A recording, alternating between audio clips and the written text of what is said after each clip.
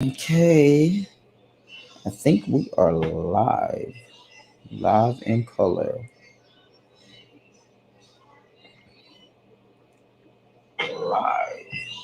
Oh man, yeah, we did. Hey Apollo, how you doing today? I'm blessed. What's going on, Greg? Not How are much. you? I'm doing well. I'm doing well. So excited to have you tonight. Excited, Blessed to excited. be here. Yes, sir. Blessed and privileged to be here. Yeah, we are here. Is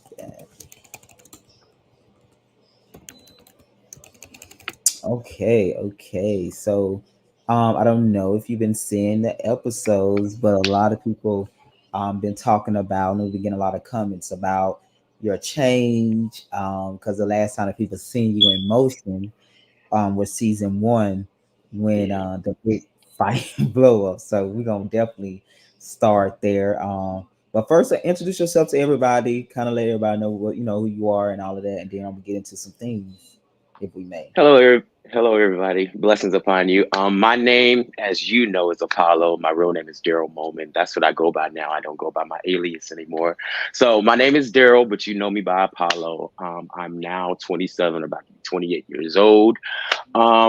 If you've been with us for a minute, you would remember me from season one. So you remember me from season one. I was a completely different person back then. I was dealing with a lot of things off of camera, which I kind of nowadays thinking back, I kind of regret not sharing those things on camera because I was dealing with a substance abuse struggle, with multiple hard drugs. I was dealing with unstable living and homelessness here and there.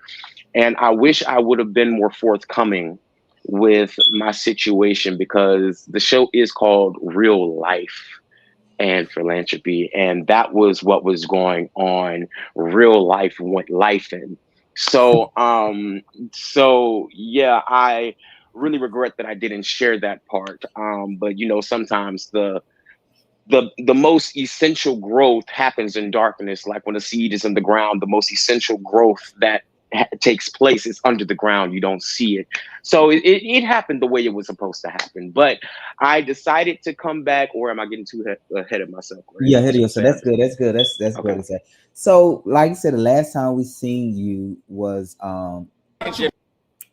season one. Um, and that season one, I think reunion. Um, which I'm this right here, season one Yeah. reunion where we seen like everything blowing up. What exactly like what was going on that you know willing to share? Like what was going on in that moment? Was it frustration at the host, the group, or like what do you remember exactly going on with that?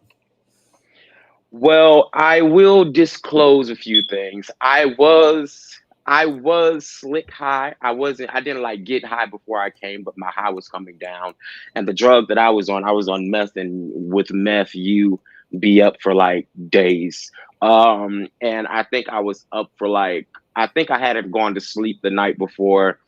And also, y'all remember that stick that I used to have? Yes. I used to be in witchcraft as well. I used to study witchcraft, so I kind of was like opened up with the drug use as well, and Mhm. studying witchcraft. It that wasn't just that was a spiritual battle, of course, going on as well. But aside from that, aside from the demons, Mhm. it was also frustration because I was frustrated that nobody was listening to you.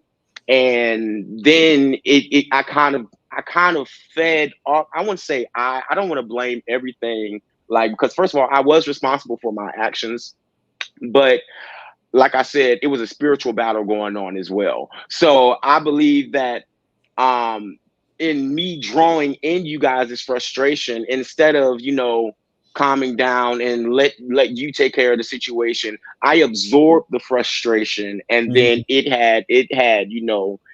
had resulted in that.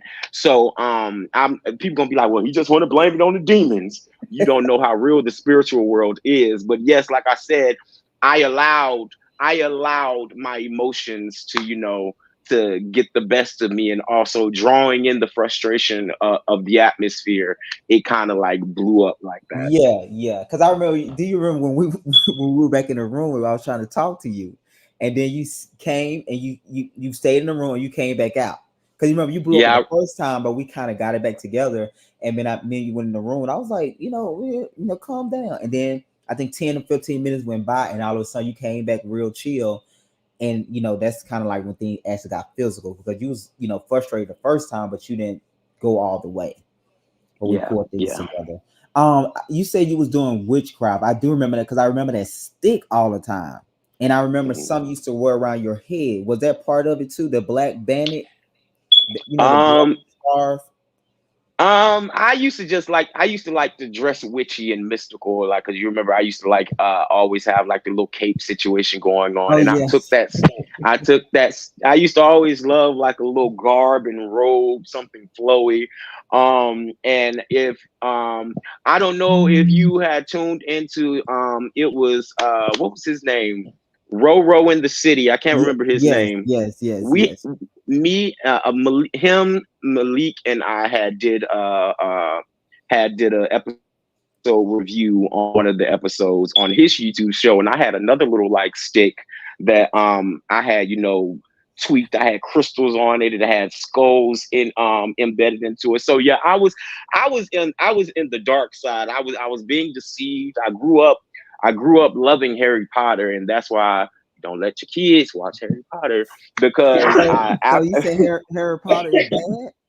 Harry Potter will stimulate the imagination and make and it will pervert the imagination, making us feel that those types of things are okay. Because I Hmm. was in it at first for the love of fantasy, but then I was like, I wonder if this can be like a real thing, not like to the extreme of Harry Potter, but I Hmm. wonder if I can have an effect on situations. I wonder if I can cast spells. So it did like open a door for me to be like, oh, okay, well, let me check this out. And when you dabble in the things of the darkness of the devil, you Hmm. basically you're opening a door for any type of spiritual attacks, any type of spiritual infestation, and any type of spiritual oppression. So yeah. So I'm assuming you got rid of all of that once you Oh, um absolutely. got you. Absolutely. Yeah, yeah, yeah. What's the percentage you would say had an effect on you? Was it the fact you was practicing witchcraft or the drug? Which one had the bigger, or was it kind of the same? Both of those things will open up doors to spiritual attack from demons and spiritual infestation.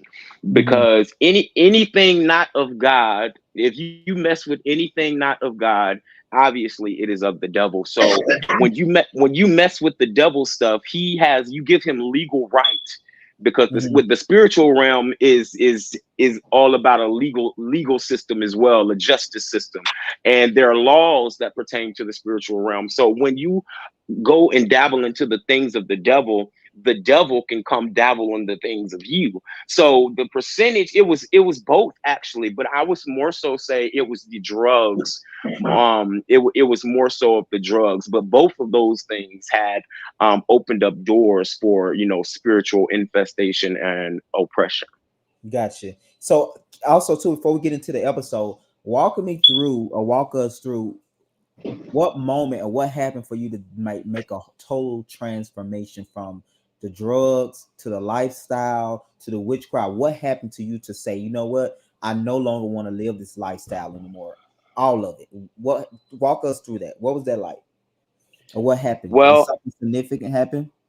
yeah, yes, yes.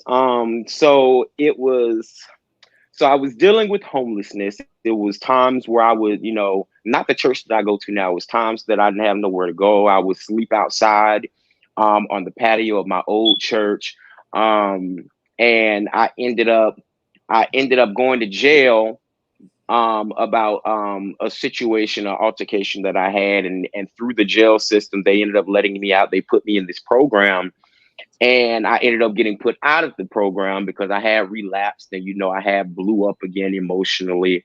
And, the people sent me to Grady. And then when I get home from Grady, my key don't work. They done changed a lot. So I was like, they done put me out the program.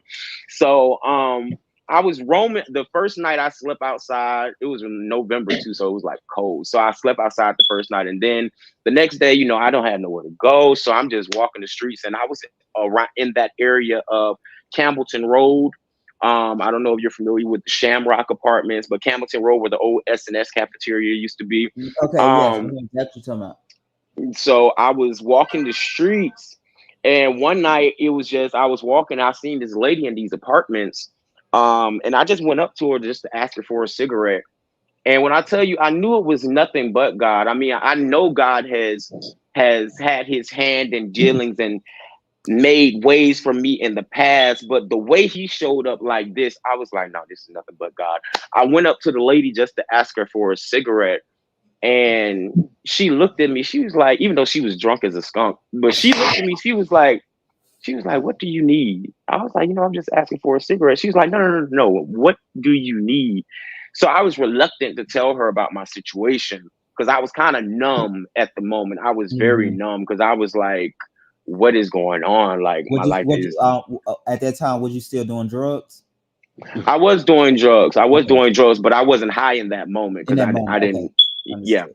So so she was like, what do you need? And then I told her my situation. And then this is a lady that didn't know me from Adam, didn't know me from a can of paint. And she said, you can come stay with me. And when she said that, in my mind, I'm like, nah, nah, you Right. Too playing. good to Nah, be yeah, true. something up. I was like, nah, something up, something up. And she was like, no, you can come stay with me. And from that moment, I saw the grace of God and the mercy of God in my life because I'm like, Father, I didn't even have to be walking down this street. I didn't Mm. have to be walking down this street at this time. She didn't have to be smoking no cigarette for me to even walk up to her and ask her for. And here I am. And you just opened up. Oh, you just literally made, I'm going to get real happy. You just literally made a way out of no way, and from that moment, after I moved in with her, I started reading the Bible for myself. I said, I owe it to God. I said, because I know, because He has proven Himself to me. Time Mhm. and time again, He has. But this thing right here, I know without a shadow of a doubt, because He has proven Himself to me that He loves me and He cares for me. I owe it to God to read His word for myself, to get to know Him for myself, and to align myself with His word, to live in a way. I wanted to please God. I wanted to obey God from that day Mm. forward. So after that, I repented of everything. Yes, it was a struggle. I ain't gonna get too ahead of myself. Yes, it was a struggle. But after that moment, I said, no, God, I'm gonna do my best to run after you Right. and obey you You and do what you committed say. at that moment. You committed yourself to the process, through the work. Right. I Yes. think that's the most important thing. Yeah, I think yeah. So right after that, you start your journey. At the time, was you going to church, or did you still going to her church? Was she saved? Was she a church woman, or she was just like, No, they weren't they believed in God, but they weren't like committed. They weren't saved. They weren't going to gotcha. church. But I noticed like she had like I noticed that she had some type of like prophetic gift because one year she was in my church and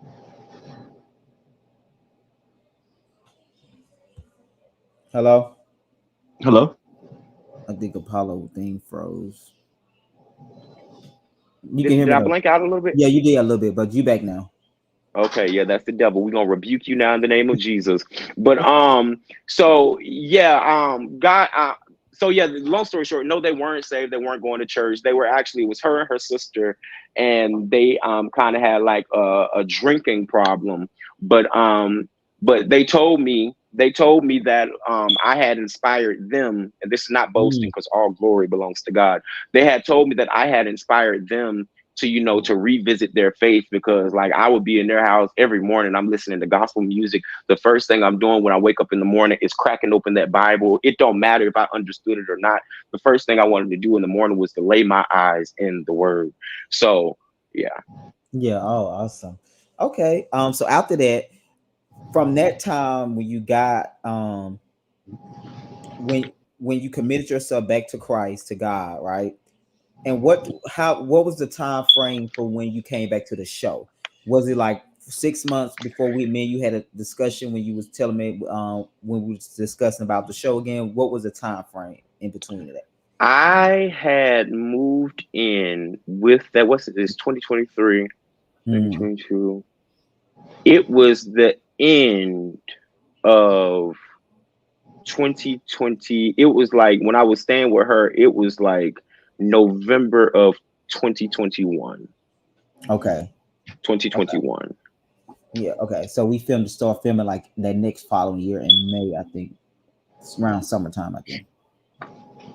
Yeah. Yeah. Yeah. Yeah. We Yeah. started filming that following year, I think all 2022. Yeah. Yeah. Yeah. Yeah. It was 2022 when we started back filming.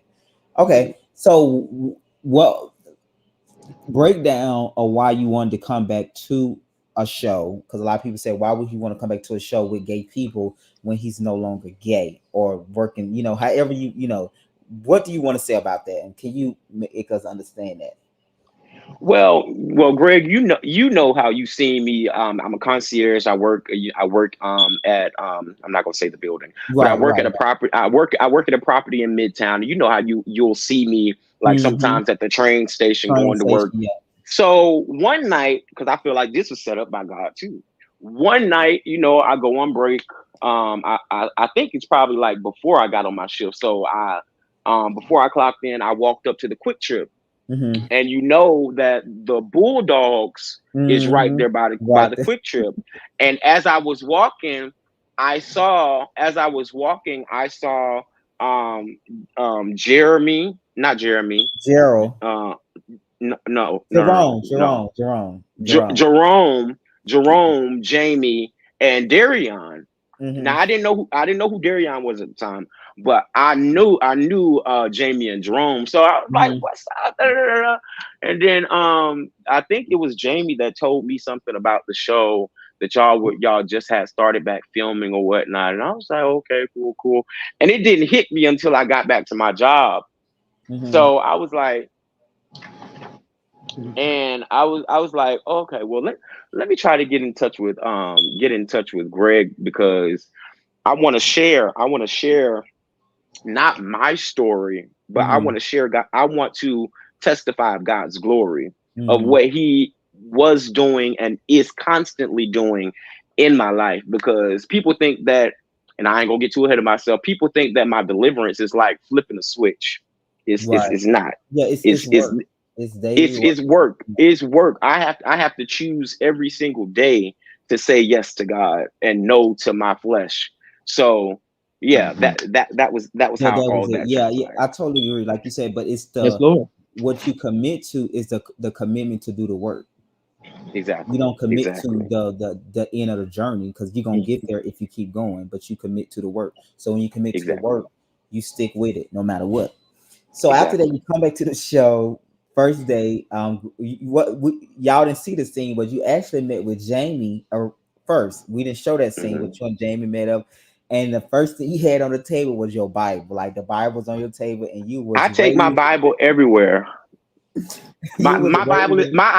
My Bible is in my bag like a strap. I'm sorry, that's my So, strap. so it's safe to say that you read your Bible every day. Not every day, but a week doesn't go by without me opening my Bible. Gotcha. I've been kind of slacking lately. I usually read my Bible every single day, but I got a couple of other spiritual books, the Mm-hmm. Christian books that are like about leadership and, you know, Got, letting. got. Yeah, so But yeah, you reading yeah, something in terms of Christianity for your faith and stuff like that. yes, yes, Got you. yes. So yeah, so you and Jamie sit down. Like I said, I think you know, um, y'all talking. Like I said, the mostly what you was just talking about, just your change in the Bible and this and that. So I had automatically that's out because I didn't know that you was um that you had like committed yourself to God. I think I just know that you changed, but I didn't know exactly to what extent. But when I seen that scene, I just seen you in action of how you was, quoting scripture. And you was just like, it was a total different vibe and energy for that. And then after that, the second scene we did was Darion event. Well, I think I told him, I said, I think you bought the most supplies. You didn't know Darion for real, but you just like, even when I remember season one, you the one took us to that church to volunteer at. Remember the church that you took us to? Oh yeah, yeah, yeah, yeah. My Yeah, so old you the church, one yeah. took that there. So I was like, Apollo was the first one that he had the most stuff that day, and then after that, you had some words for Devontae. Do you remember Devontae? Yes, I do. Okay, so do you remember the guy that Devontae is the guy and his friend? You felt like they came at disrespectful when they was at I, Darion I event, didn't speak to him, and they was like saying little stuff and all of that. What do you remember about that? I mean, I know that they came up. They really didn't speak to nobody. Well, if they did speak to somebody, they didn't speak to the host of the event, who was Darion. So, Right. but what I know that noticed they were like a little standoffish. Like him and friend were Hmm. in the corner. One of them was on the phone. Da, da, da, da. And I had asked the question or what. No, I had asked what was his name, and he was like, my name's Phaedra or Right. something like that. I don't know. I don't know. I didn't catch it at the time. I don't know if that was an Apollo joke or something. But Got you. Right. Right. Right. Right. because That I'm is like funny. you're Phaedra, I'm Apollo, but I don't get it. I'm sorry. Um, but yeah, it was just that I wouldn't say that I felt some type of way, but I kind of did. But it really wasn't pressured in a way where I'm like, oh my god, I'm just absolutely offended. No, I just wanted to, I felt like that was an elephant in the room, and me being the truth seeker that I am, I wanted to make sure that I wasn't tripping. I'm be like, y'all see this right? I'm like, am I tripping? Okay, okay. No, I you, just want to you make were sure I not ain't tripping. tripping. Yeah, Okay. yeah. He was definitely there. It was yeah. We cut a lot Yeah. out, but yeah, you like you said, it came up. It was like, and I think the friend point was, I don't think the friend was being rude. I think Devontae intention was to be rude, but the friend was on the Yeah. phone more Yeah. The so. friend was. Yeah. Yeah. The Yeah. friend was laughing it off because I think he was laughing out of embarrassment for Devontae because if anything, he embarrassed himself. I'm sorry. I'm sorry. Um, After that, we move on to the Jamie house. What do you remember about the scene at Jamie house when the question was coming for Bryce? You and Bryce had just met, shook hands, Uh, and the mhm. questions started coming, but you handled it like a G. You answered them, and I was told when I left, you and Bryson had a big blow up when he walked to get a cigarette outside, and you was outside, and he kind of was telling you he didn't believe you. Did that Mhm. happen? Okay, let me explain because it wasn't a big blow up. I believe it was more so a big misunderstanding because I didn't blow up like as far as like how we did at the park. I Mhm. didn't do that. Yeah, yeah, yeah, So yeah, what? yeah, yeah. Because they said it wasn't you necessarily; it was Bryson like coming at you, and you was like, "What?" Yeah, You was kind yeah, of, yeah. yeah. So yeah, we were at Jamie's house, and and I knew questions were coming. I knew questions were coming, so I already was like on guard for that. So Bryson, he had all these different questions. Like it's almost like he had these questions, like he wanted to catch me in a lie or something. I'm like, Mm, and it's so surprising to me how you want to catch me in a lie, but you don't even know me. You want to catch me in a lie, but you don't even know my truth. So okay. so Yes. so yeah, put that on the shirt. Yeah, Jerry. he started asking me these questions. He's like, so and I was very transparent. I was telling him, I was like, yeah, I was on drugs because he was asking about what happened at the reunion. He was like, were you on drugs the whole season? I was like, yes, I was on drugs the whole season. I was smoking meth mostly, and then eventually like I had, graduated, not graduated, but escalated to crack cocaine.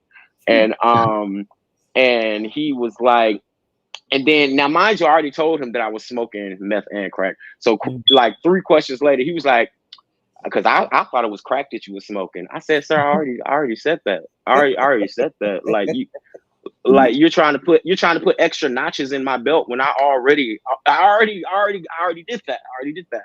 So, it was when we got out, and I was very calm. I was very calm because the way Bryson was coming off, he was being very, very. I can't even say he was being offensive towards me, but it was more like he was being defensive for himself for Mm. some reason. As if my story is an attack on Bryson. But Right.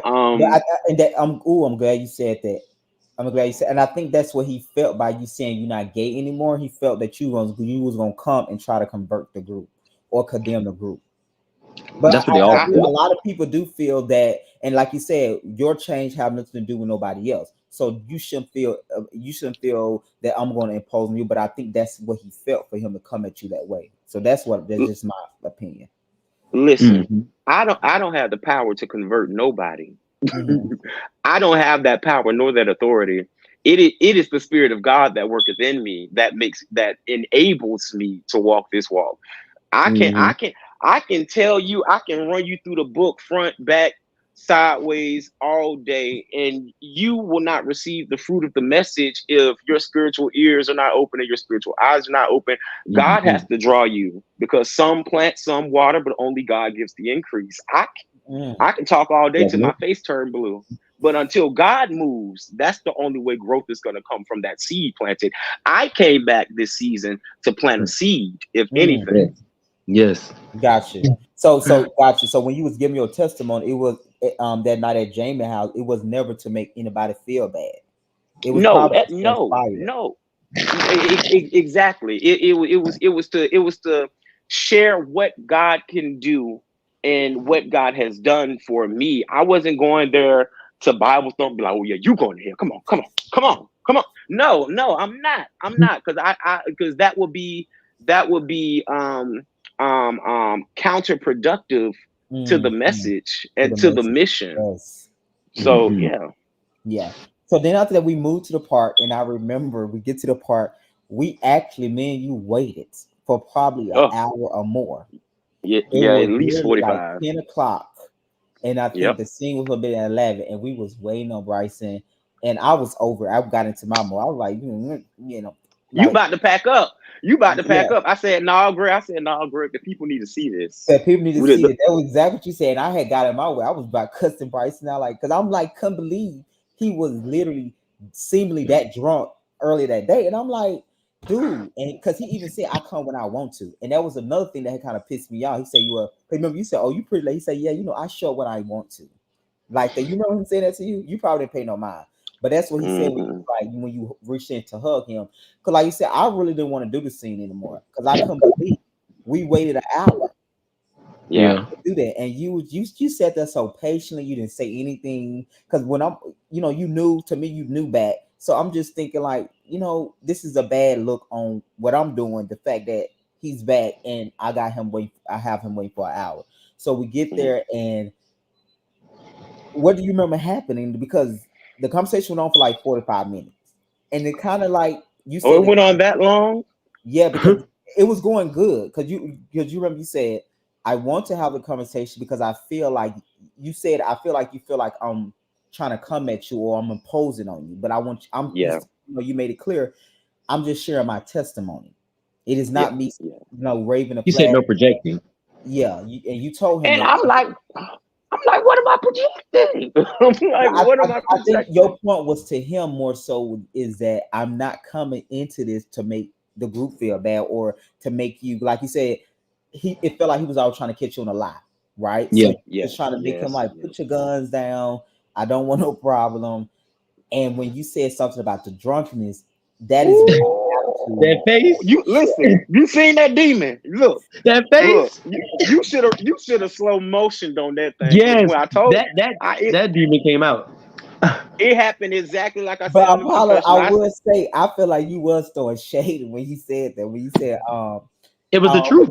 it was good shade because he asked you, he kept asking you about the crane. You said, "Well, what if I can't remember. It was a compare, but he said something about your. That's what it was. You said I can't ask you about the drug. You can ask me about crack, but I can ask you about the alcohol. I mean, I wouldn't say that. Well, you could be translated as shade, but I'm saying it I was was, okay. I was just, What I did was she stating mean? What did hard she mean? facts. I it was a little bit of shade, but I mean but it was true though. I mean, it was true. I mean, and I was allowed to cast a little bit of shade. I mean, he coming over here bombarding me with darkness. I can cast a little bit of shade. Yes. So then you sit down and I think because you sort of get aggravated because he was repeating the same thing, and you was like, Yes, Yes. and talk "Said that." and, You, and talking about how I still got D on my breath and I'm sucking this, sucking that. Dick Have sucking you been in ass. my tonsils? Have you been in my tonsils, sir? Have you been behind the creases of my lips, sir? Do you got a camera set up somewhere in here, sir? Because I wish you did, because if you did, you'll still see that you was alive.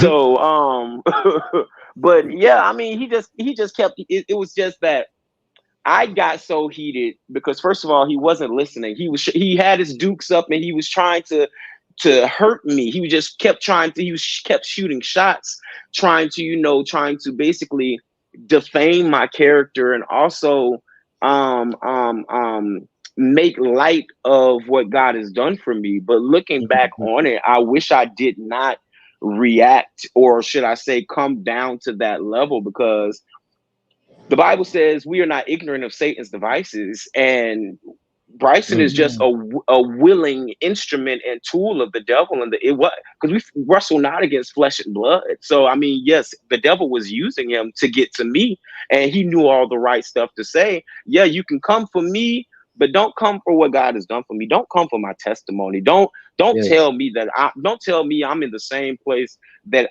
God has broken me out of. Don't tell me Yes. that I'm in the same place where if I had spiritual feet, they would be bloodied right now from walking the distance that I came from that place. Don't Yes. tell me that. Yes, Lord. Fuck you.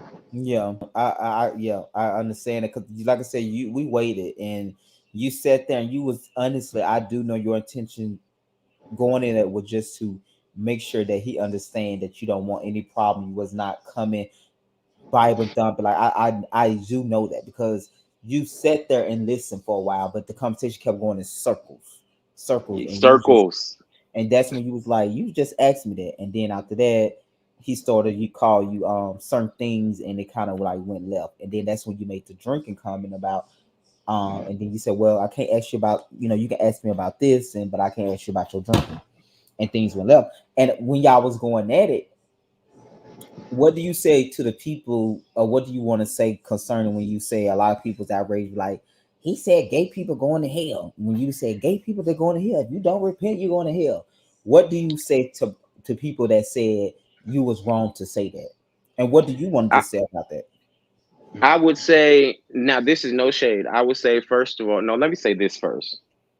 I would say, first of all, it's not gay people are going to hell. It is sinners are going to hell. Unrepentant people are going to hell. If you don't, the first thing Jesus said in his ministry, he said, repent, for the kingdom of heaven is at hand. So Mm-hmm. in order to be translated and into the kingdom, in order to be adopted into the family of God, in order to become a co-heir, a son of God, God is, they say, always say God is love. But they skip over all the stuff where it say God is just, God is holy, God is Mm. God is most of all holy. It is his holiness that enables him to be so good. It is his holiness that enables him to be so loving. It is his holiness that enables him to be so merciful, because the Bible said that it says so many times his mercy endureth forever. Mm. That's why because it also says that it is not the will of God that any man should perish, but that all men come to repentance. His mercy endureth forever, but he didn't say nothing about his grace enduring forever.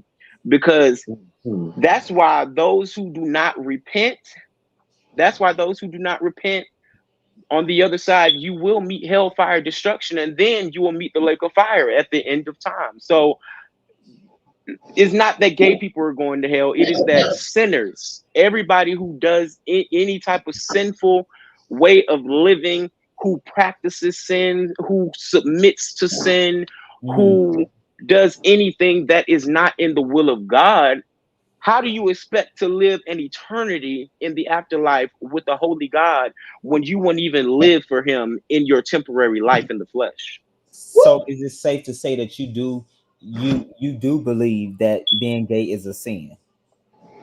Yes, the act and the practice of homosexuality is a sin. If they don't believe it, tell them to read their Bible. I Right. mean, So I I was gonna ask you, the Bible scholar in the Bible, from what your understanding, you come to know this based upon what the Bible say, and where could they find this in the Bible for the people that will want to check that out? Well, originally you can find it in Leviticus 22:18, where it says, Mhm. "A man shall not lay with a man as he would a woman." Okay. And then, but then folks will be like, "Well, that's Old Testament." Okay, come here. I got New Testament for you. You can go to Yes, sir. First Corinthians. You can go to First Corinthians 6 and 9, where it says, "Do not be deceived. Do you not know that the unrighteous shall not inherit the kingdom of God? Neither fornicator, neither idolater, neither adulterer, neither homosexual, neither thief, neither greedy person, neither abuser or swindler," aka scammer. So scammers, y'all going to hell too if you don't repent. So Not yeah, scam. it's a whole list of different forms of sin, but all sin will get you put into hell. That's why you have to accept Jesus as your Lord and your Savior, because it's not our own righteousness, because our righteousness is as filthy rags before God. Hmm. That's why when you accept Jesus as your Lord and Savior, you stand behind him. So now when God looks upon you, he sees his son, and Hmm. that's where he can say, "Oh, I am well pleased with you." But you got to. That's why they say there is no condemnation. Not, don't get happy, because the word makes you happy. It says there is no condemnation for those that are in Christ Jesus. Hmm. In Christ Jesus. That's why they call the church the body of Christ, because we are extensions. We are supposed to be extensions of Christ. We are, the word Christian means Christ like. Every single day of your life, when you repent and you are translated into the kingdom after you confess him to be your Lord and your Savior, you are now putting on Christ. You are dying to yourself and you are living for Christ, because Hmm. Christ died for you. Now you die to yourself and you allow his spirit to live through you. Because I can't walk this walk without the spirit of God. It's Got you. impossible. Um, so let me ask you this though. Was you in that moment, did you get so frustrated that bad? Because a lot of people say your testimony was just so big. It wasn't just you was also delivered from you said you was not you was delivered from homosexuality, but you were For also the talking about drugs. drugs. Why you think most people took more light to you saying you're not being a homosexual more versus you not being on drugs, especially like meth and crack, because that's something big. A lot of people don't Very. recover from that, right? So a lot of Yeah. people feel like maybe you should have focused or highlight that more. What do you say to that, or what do you want to say about that? Because like you said, for me, I felt like the whole message so was just the fact that someone dis- that is disciplined themselves to live a better life is always good, no matter Yeah. what it is. But what do you Mhm. want to say about that portion of did you kind of feel like you probably should focus telling your story about drug recovery versus the homosexuality part? Well, y'all, well, I was wearing, you could see the homosexuality more than you could see the drugs. I mean, Gotcha. that was one of the most top layered things. That was the thing I was bound in the most, actually, because Mm, I was a homosexual longer than I was on drugs. I was on drugs for like what? For like 2.5, 3 years. I was a homosexual okay. for like 12 years. Okay. Oh wow. Okay. I didn't. That makes sense. That makes sense. That makes sense. Is it safe to say now that you are delivered from homosexuality, or is it a work in progress? And see, let me explain this. Mm-hmm. Deliverance means that I am no longer oppressed by that sin. So say if I'm delivered from drinking, I no longer feel that spiritual itch to be like, "Oh, let me do that." Oh, Mm-hmm. I have self-control. It doesn't have control over me. So do I think about men? Do I look at men? Do I ponder on men? No. Do thoughts still try to rise up? Yes, but guess what? The Bible says that the weapons of our warfare are not carnal, but mighty Mm. through God to the pulling down of strongholds, to the casting down of imaginations, and every high thing that exalted itself against the knowledge of God. And we bring in every thought into the captivity to the obedience of Christ. Because this flesh gonna want to try to do what it want to do, but I have decided, I have decided to put my desires aside and to live for God. Now, does that mean that now people be like, well, how did you go from just liking men to automatically liking women? No, it did not happen like that. I had to listen. People ain't gonna like it like this, but I'm just gonna be honest. If you can get off drugs, you can stop being a homosexual. Why you say that? Because it's just starving a desire. It's rehabilitation, and rehabilitation is, the Bible says, do not conform to the world, but be transformed by the renewing of your mind. My rehabilitation from homosexuality was just a renewal of my mind, a change of my mind, because that's what the word repent means. Repent means a change of mind. So I changed my mind, and in the beginning it was difficult at first. Just like if you've been living unfit your whole life and now you want to go to the gym, it's gonna be difficult at But I first. mean, You gonna be, what'd you say? no, I'm sorry. I wanted to say, but are you only gay sexually? Am I what do you mean am I on? I thought that was the only type I of mean, gay. well, I mean, you're applying it by by being strong. Like by fighting the sexual urges. But what Hmm. about the companionship and the love of a man that some people are gay because we actually like men and we actually want to be with a guy. So it's Right. like even if I I thought think it the took away bigger the sex question part, is, hold on. I think the bigger question is Apollo is saying that basically no one's born gay. well, he ain't And said for it the right. No, he didn't say that. and But for, I'm tell you why I say that, because mhm. we want companionship of that spouse. But if it's something we chose, then that means we can change it. But if we say we was born that way, you can't change it. You see what I'm saying? So it's like the root of it is, if you say that I was born gay, I can't fight you on that because that's who you are. Well, no, Versus but if I then you be say, Listen, reborn of the mind and the spirit, so I listen, get that part too. right, well, I get You that, exactly. but know, I'm just saying so I it's get all of that. I get because a all lot of of that, times but I feel like if people argue that argument, it'll be different. Because if we say that like that's why the argument is much bigger that you're born that way. Because who can fight somebody if they born like that? I mean, Versus, but then when you're born, you can also be reborn. So like you can't deny you that. can be reborn, but if you born like that, the question become, and we know that God give all life and all that, why would God make you like that and I want you to be like that? Which is a much bigger conversation. But what I'm saying is, I think the to me, and you can still ask your question, but I think my follow-up question was going to be is, so basically you saying people, God don't make people gay. That is a choice that we Absolutely. make.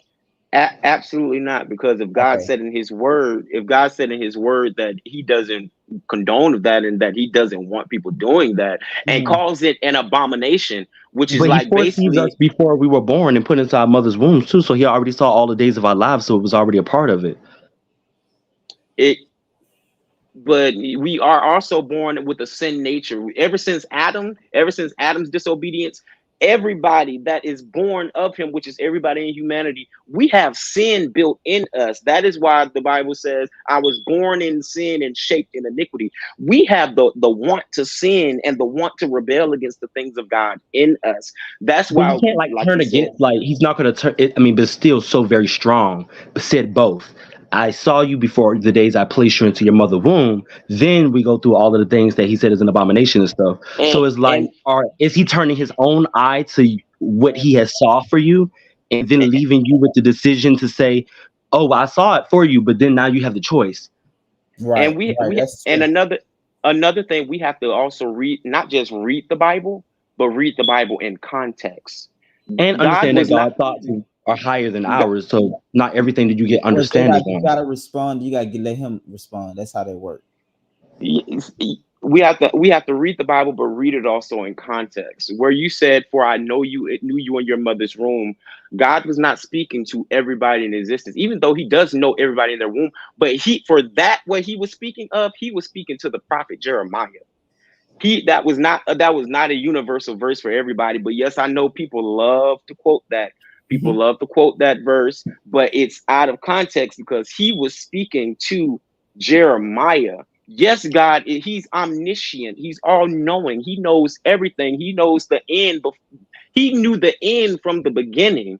Now, just because God knew everything and sinful thing that you would do in your life, that would even show how, oh God, that would even show how much more merciful he is to know all the wicked and evil things that you would do that would go against his will and hurt his heart, that he knew that you would do before you were born, but yet he still allowed you to be born. That Hmm. just shows his mercy. That just shows his mercy. So what God does, he gives us an opportunity. That's why I know the God of Abraham, Isaac, and Jacob is the one true God, because God is not going to force himself upon you. He's not going to make you do nothing. But because he's given us his word, thank God, as a blueprint for life, but he's not going to force himself upon you. God wants to be wanted. That's why they say Mhm. build not just know God, because anybody can know God, but we are supposed to have a relationship with God. To have a Hmm. relationship with somebody, you have to talk to them. You have to get to know them. You have to constantly be in communication with them. And when you get in an actual relationship with God, is no way that you can deal and stay in the things that hurt his heart. Mm. You want to respond to that, J Dot? Are you good? No, I'm fine. You fine? Okay. Um. Okay. So we move from the part, and then we get to the rooftop. Get to the rooftop, and at that point, Nard revealed that he also had an issue with Bryson as well. And you expressed like, yeah, yeah, because you was still kind of frustrated because even though you went there, you was the one to walk away from the first part thing. You was the one that walked up and say, said what you had to say, but you eventually walked away. Because I think if you didn't, y'all would probably still been there arguing, right? We'll still be there right now. So we get to the rooftop, and you had your red on. Did you go to church that morning? I'm assuming. No, I didn't go to church that Okay. morning. I Okay. had that was an outfit change for Okay. that scene. For that scene. So we get there. I asked because it was Sunday, right? So we get there, and right out the door, like I said, Nar expressed to you like he's frustrated with Bryson too, and then you said too, like, yeah, because you was offended, like this man basically saying I'm not delivering, and I know I'm not doing the things that he say I'm doing, and then Hmm. Nar eventually got his apology. Him and Bryson worked things out, and then you got to you was on 10. You said you're not gonna give me an apology, and he was just like, who you talking to, and things went left. What happened in that moment when you converted back over to those actions? Because you even acknowledge it, like y'all want to see the old Apollo. Here it is. Like what was that about? Like, what do you remember? And what ticked so much for you to go there with Bryce? Because you managed yourself in the beginning at the park, but when we got to the rooftop, all bets was off. Whew. God help me, Lord. Um, honestly, honestly, it's just that I didn't allow myself to not be operating in the flesh. I didn't allow myself to think about it from a godly perspective, because it was more so, I think it more so dealt with, I wanted to communicate.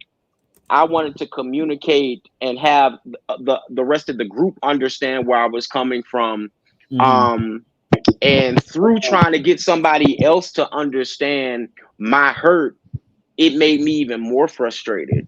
Mm. And but looking back on it, what I wish I would have done, well, not, we don't talk about because coulda, shoulda, woulda, but looking back on it, what I should have done, I really shouldn't have even brought it up, because why I really brought it up, I wanted the rest of the group to understand, like, where I was coming from. Coming But guess from, what? yeah. Even if they did understand where I was coming from, what would have changed? What he Yeah. still would have said what he said. My feelings still would have been hurt. And like I said, I wish that I would have just told him, Bryson, you hurt my feelings. And I Right. just Yeah. and just And I left it at love it. that. I in love when you said that in that moment because I think Yes. sometimes we be hurt and we don't just speak to the root. The root is Yes. hurt me and I'm hurt and I'm lashing out. When you said Yes. that in that confessional, to me everything I else went felt away it. because it was like, oh, that's the problem. Mm-hmm. That's the problem. So I that was a good moment for me. Yeah. Jada, what did you want to say? Because I know Jada, like I said, Jada been defending your position because, like, a lot of people have been saying different things, and Jada automatically when he watch you, he automatically connect with your story because, like I said, he have a relationship with God, like he's very familiar with the Bible and stuff like that. So, what do you want to say about just some things I have already covered, Jada? No, I think he's doing. I think it's been a great episode so far. You know what I'm saying? A great season, and you just been doing your thing. You know what I'm saying? And you can most definitely see like the change within you, and you could watch. Mm-hmm. Just watching you with the dreads. On the park. And then versus the Apollo that we're getting. Inside of the confessionals. You're able to see. He kind of went like from a baby to he's grown into like a teenager. So it was I mean, and I connect with the Lord. So it's like it's nothing that he can't do, and it's very special when the Lord decides to let you know that he wants a relationship with you and he wants you to know him, and it's fine, and you can talk to me just like you talk to anybody else. So and to put your spirit in above your flesh and understanding that this is going to perish, this isn't going to be here forever. So I might have these ways or things that I think about my body, but at the end of the day I know I'm not going to be here forever. So I think that it's just big of a person to know how to separate themselves from living in the reality of the world that they're not going to always be a part of. That's So yeah, so I just commend you, like, because I understand and I'm there. So it's like, even though we all have our different battles that we battle, like you made an important statement, not too long ago when you said, well, I think the gay was the most obvious. You could see that all over me. I had only been on drugs for XYZ. yeah, It was like, okay, what I'm saying, like that makes sense. That was this biggest battle. What I'm saying? So yeah, God could do anything overnight if he wanted to be overnight. What I'm saying? So it does frustrate you when some people try to tear down what God has delivered you from.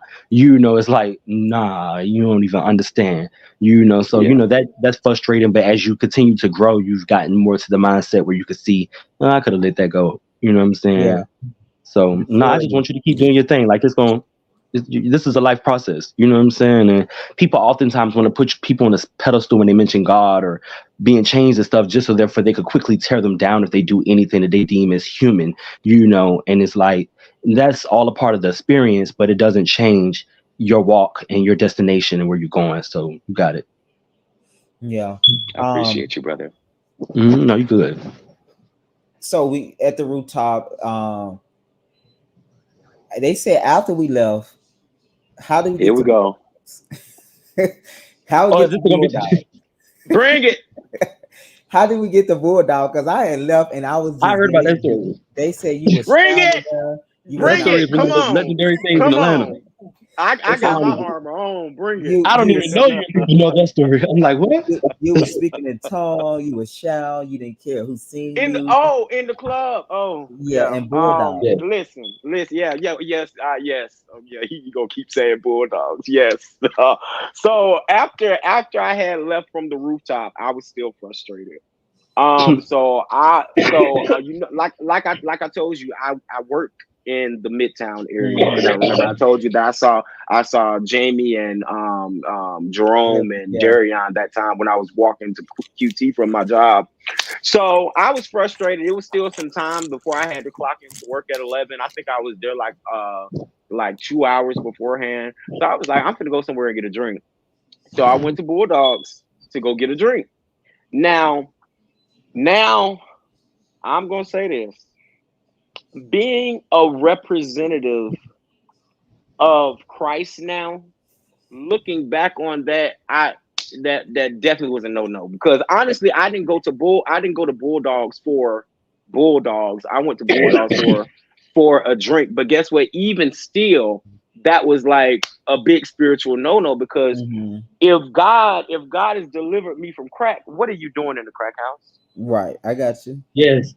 Somebody just said that last night. Right. That was yeah. Yeah. That's funny too. Yeah, it's So so funny. Jada said it. Manaya, some trans woman came up and she said that like, if you believe gay people is a sin, why are you socially hanging out with them? And her example was that as well. Yeah, it was just and why you be in the crack house. Yeah, yeah. and also in response to what she said, well, Jesus hung out with sinners, Hmm. but he didn't do the same thing that they did, but Jesus hung out with sinners to show them that it's a different way, to show them to repent. And one thing that I do know took place that I wasn't expecting, because God will show up anywhere where he wants to, anytime he Yes, wants to, Lord. because if God can use a donkey to talk and prophesy to Mm-hmm. somebody, Yes, Lord. he can use whoever, whatever, wherever.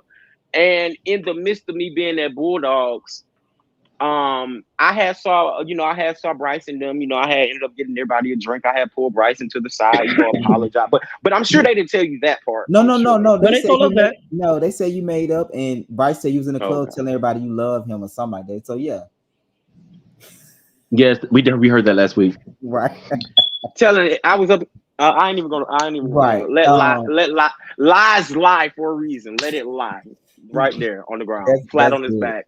That's good. I like it. Um, So no, they say yeah. He told he I knew that y'all made up and stuff, but they were just saying you had started shouting. Like what was going on with that? Like the that's spirit hit that's you? what that's what I'm saying. Yeah. In the midst of me being in there, after because I believe it happened after I had made amends with Bryson. I just felt the spirit of God. Like, I think I was talking to somebody about God, Mm, and I was talking to somebody about God, and then I just got happy in my spirit. But but um, but like I said, it was still for my journey, for my growth, for who I say I am now. It still was not a good look for gotcha. me to be in that environment. But at the end of the day, I still stand on what I originally said. But and you won't catch me in there no more. Because like bro said, I was still a babe in Christ. Right. And it Yeah. and Yeah, and when you we first see the big glow up. Like a lot of people said, from the dreads to the confessional, it's a total Yeah. different Apollo.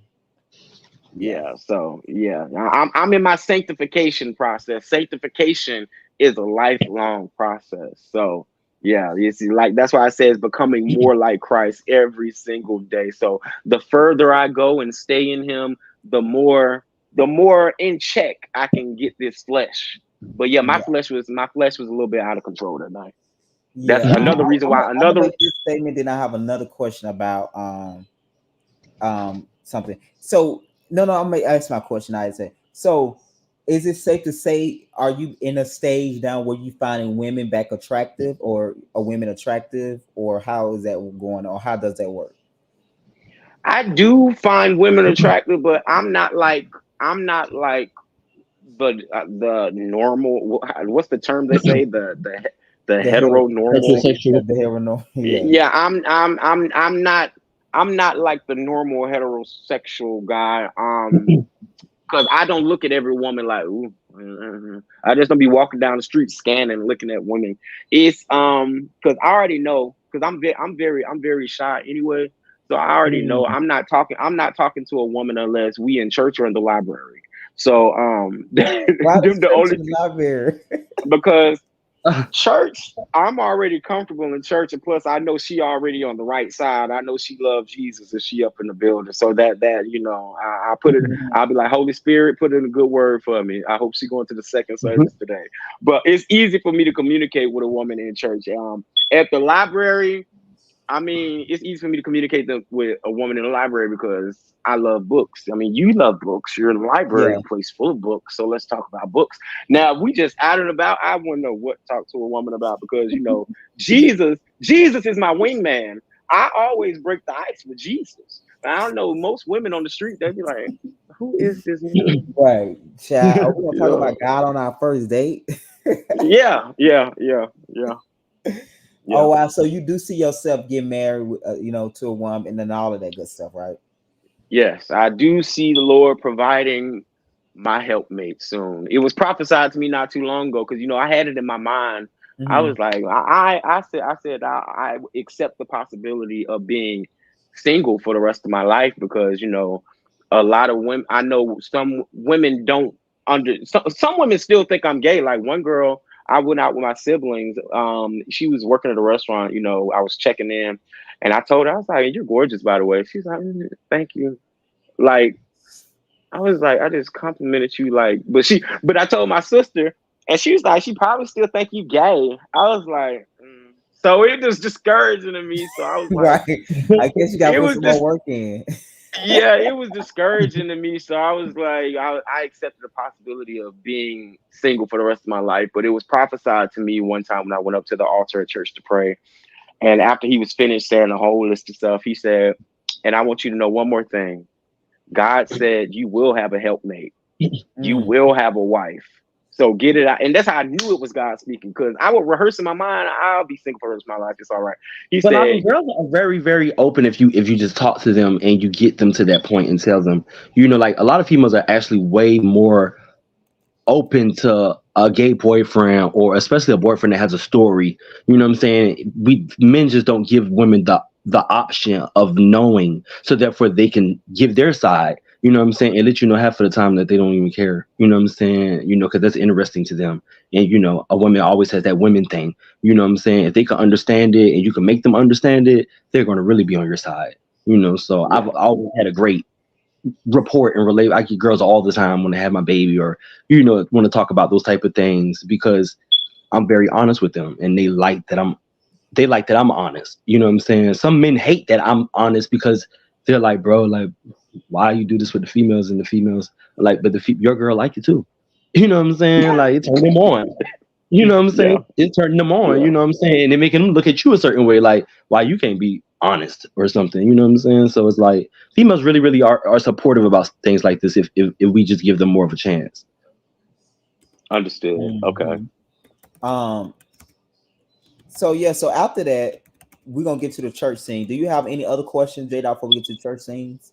Mm-mm. Okay. So we get to the church, and you showed me before in the back on the backstage that you actually got ordained. Can you talk about that as well as the picture and everything as well? Yes, I got ordained as a licensed minister back in June of last year. There you go. Let's see. There I There you am go. with my collar. Yeah. Is it But yeah, you the youngest one? Look like. yeah, I think I believe I am. I believe I am. Let me take a look at this again. I believe I am the youngest one. Oh yeah, I am. Gotcha. So talk about the church you is this the same one we filmed at? Yes, Okay. yes. So do talk about getting back in church and you getting ordained and what that process was like for you. Um, so I started back going to this. I originally started going to this church when I was 14. It was my godmother's church. I used to go with her every now and then, and I joined when I was 14, but I wasn't going consistently because I wasn't always with my godmother. Mm-hmm. So it was just amazing because God, He is always working, and it was amazing how when I got my apartment, the church had they had just moved in a new building, excuse me, that's literally like a bus ride up the street from my house. So I was like, God, you're amazing. I mean, like, I was like, no wonder I got rejected by the first apartments that I had signed up for because you wanted me to be over here closer to the church. But New Life is an amazing place. The name is actually the thing that will transpire in the lives of the people that come to that church. Mm-hmm. I'm not gonna say I'm not gonna brag on my church, but my church is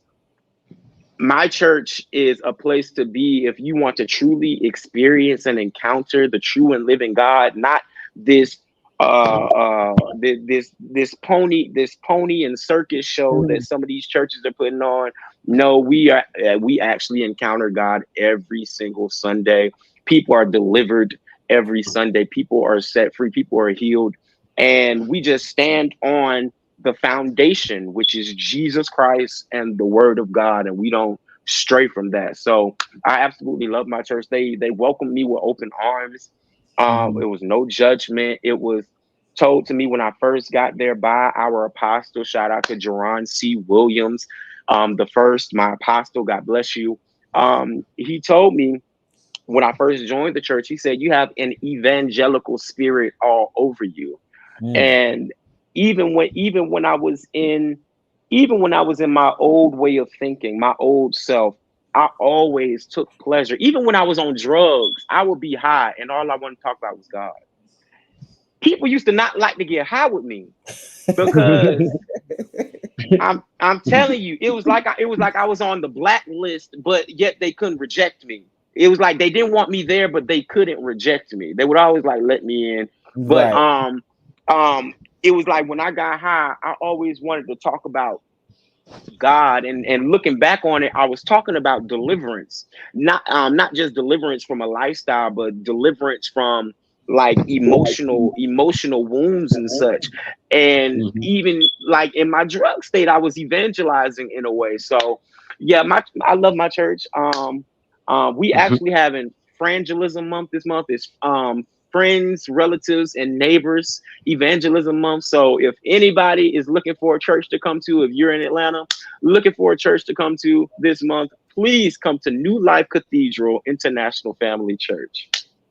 Mm-hmm. Um, I think also with that scene, J Dot said that was one of his favorite scenes that he's seen of you. When we Yeah. showed a little bit that the church and stuff like that he was going to.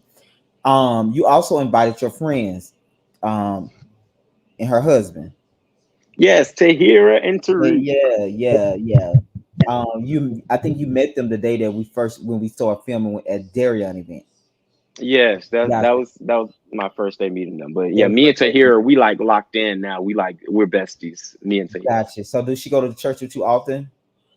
Yeah, she's still she actually she's a member of the church. She mostly she watches online because she has a busy schedule and such. But she claimed my church, so I'm like, yeah. But I told her she Okay. needs to be up in the building today. She's probably watching right now. So Tahira, be in the building today. I'm actually call you after this, girl. Okay. Where do you where do you and Bryson stand today from your perspective? Is it because it was something said in your confessional that I think I remember Jada repeated a couple times. You said, no, it wasn't about Bryson, it was about Devontae. When you said, what was it? What did he say about I love him, but I couldn't be? It was something I can't remember what It he was You said. said, about Bryson. do you think I'll have a fellowship with him in the future? Uh, Oh yeah, that's what it was. When I asked it you, was funny as hell.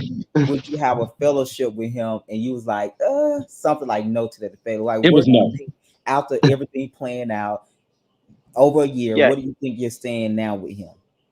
it'll still be loving my brother from a distance. Yeah, You still must a have been watching definitive his no. activity. You must have been seeing his activities online. I had tuned in briefly on one of you guys' lives and heard that he's still talking about Mm-hmm. the fictitious tales of things crawling in my throat. But yeah, I mean, if anything, I don't have any ill will towards Bryson. If anything, like and this is no shade. If anything, I'm gonna be putting him on my prayer list because he needs to be delivered as well. He need to be Mm-hmm. delivered from that bottle because that's all consuming problem because he got some inhabitants in him that ain't just him.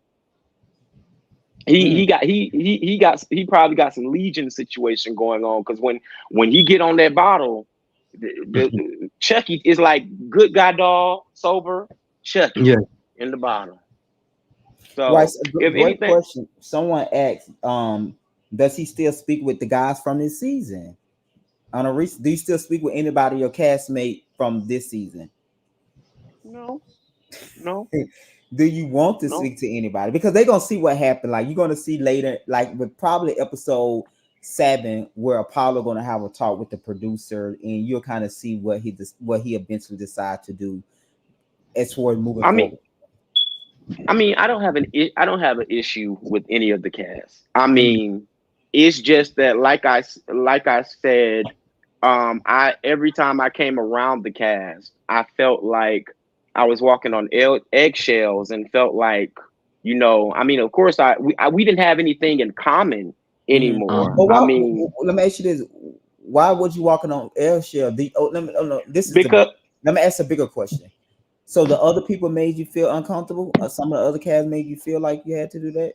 no, it's not that they made me feel uncomfortable. I felt like I made them uncomfortable Okay, okay, I got you. I got you. I feel because like I feel Darian and Jamie, it didn't phase them to me, from my perspective. But I'm filming, I'm working, right? So I'm not absorbing the energy, and I'm not you. So I don't know. and I ain't gonna talk too much about it because you ain't showed this part yet. But when we did that, I sat down and talked with them, Darian Oh yeah, seemed yeah, like yeah, he was yeah. offended. He was offended because you was leaving the group. Yeah. But I guess, So but you won't be offended too if you telling what you'll see. Like I said, I think that's like episode yeah, 8. yeah. We'll So talk about it I later. think that's what he was offended by. Because I honestly, I'm just being honest. I think everybody welcomed you well, beside Bryson. At least I thought, because even when you used to talk about it, I didn't feel like they was like they want to hear. I don't know, but like I said, I'm not you, and I'm not feeling what you feeling. So I don't know. And remember, like I told you, I just came back to Right. share my story and to plant a seed. That's it. See, I yeah, mean, that's it. Yeah. that's it. Not this season from Gerald with Gerald, which you'll also see later. Apollo and Gerald do talk on the second half of the season, which I think that's going to be a good conversation. Well, and Apollo also spoke on a panel where we had at the end of the season about the not the gay versus the straight, but remember we had a discussion about gay people, black heterosexual people working with black homosexual people, and we was asking like tough questions about do homosexuality hold the black community back? So Apollo actually spoke on that panel as well, which you'll get to see as well. Um, Mm. so that's going to be really good. That's probably on the finale. So he gave his testimony about um God delivering him from homosexuality. Then we had a lot of straight women on it. Then I think Jamie was on it as well. Yeah, Jamie was on it as Yeah. well. So that was really good. Um, so do you see yourself possibly doing any type of moving forward with this group or any group, or even filming any type of reality TV show moving forward, knowing the nature and the beast of these type of shows? Um, I wouldn't say that that would be my assignment. I Gotcha. mean, that I don't believe that'll be my assignment. The seed has been planted. Yeah. Those who have an ear, let them hear.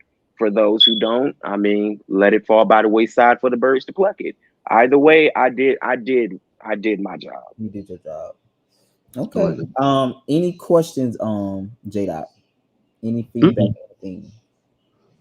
No, no, no. I think I'm. I just want to keep doing this thing.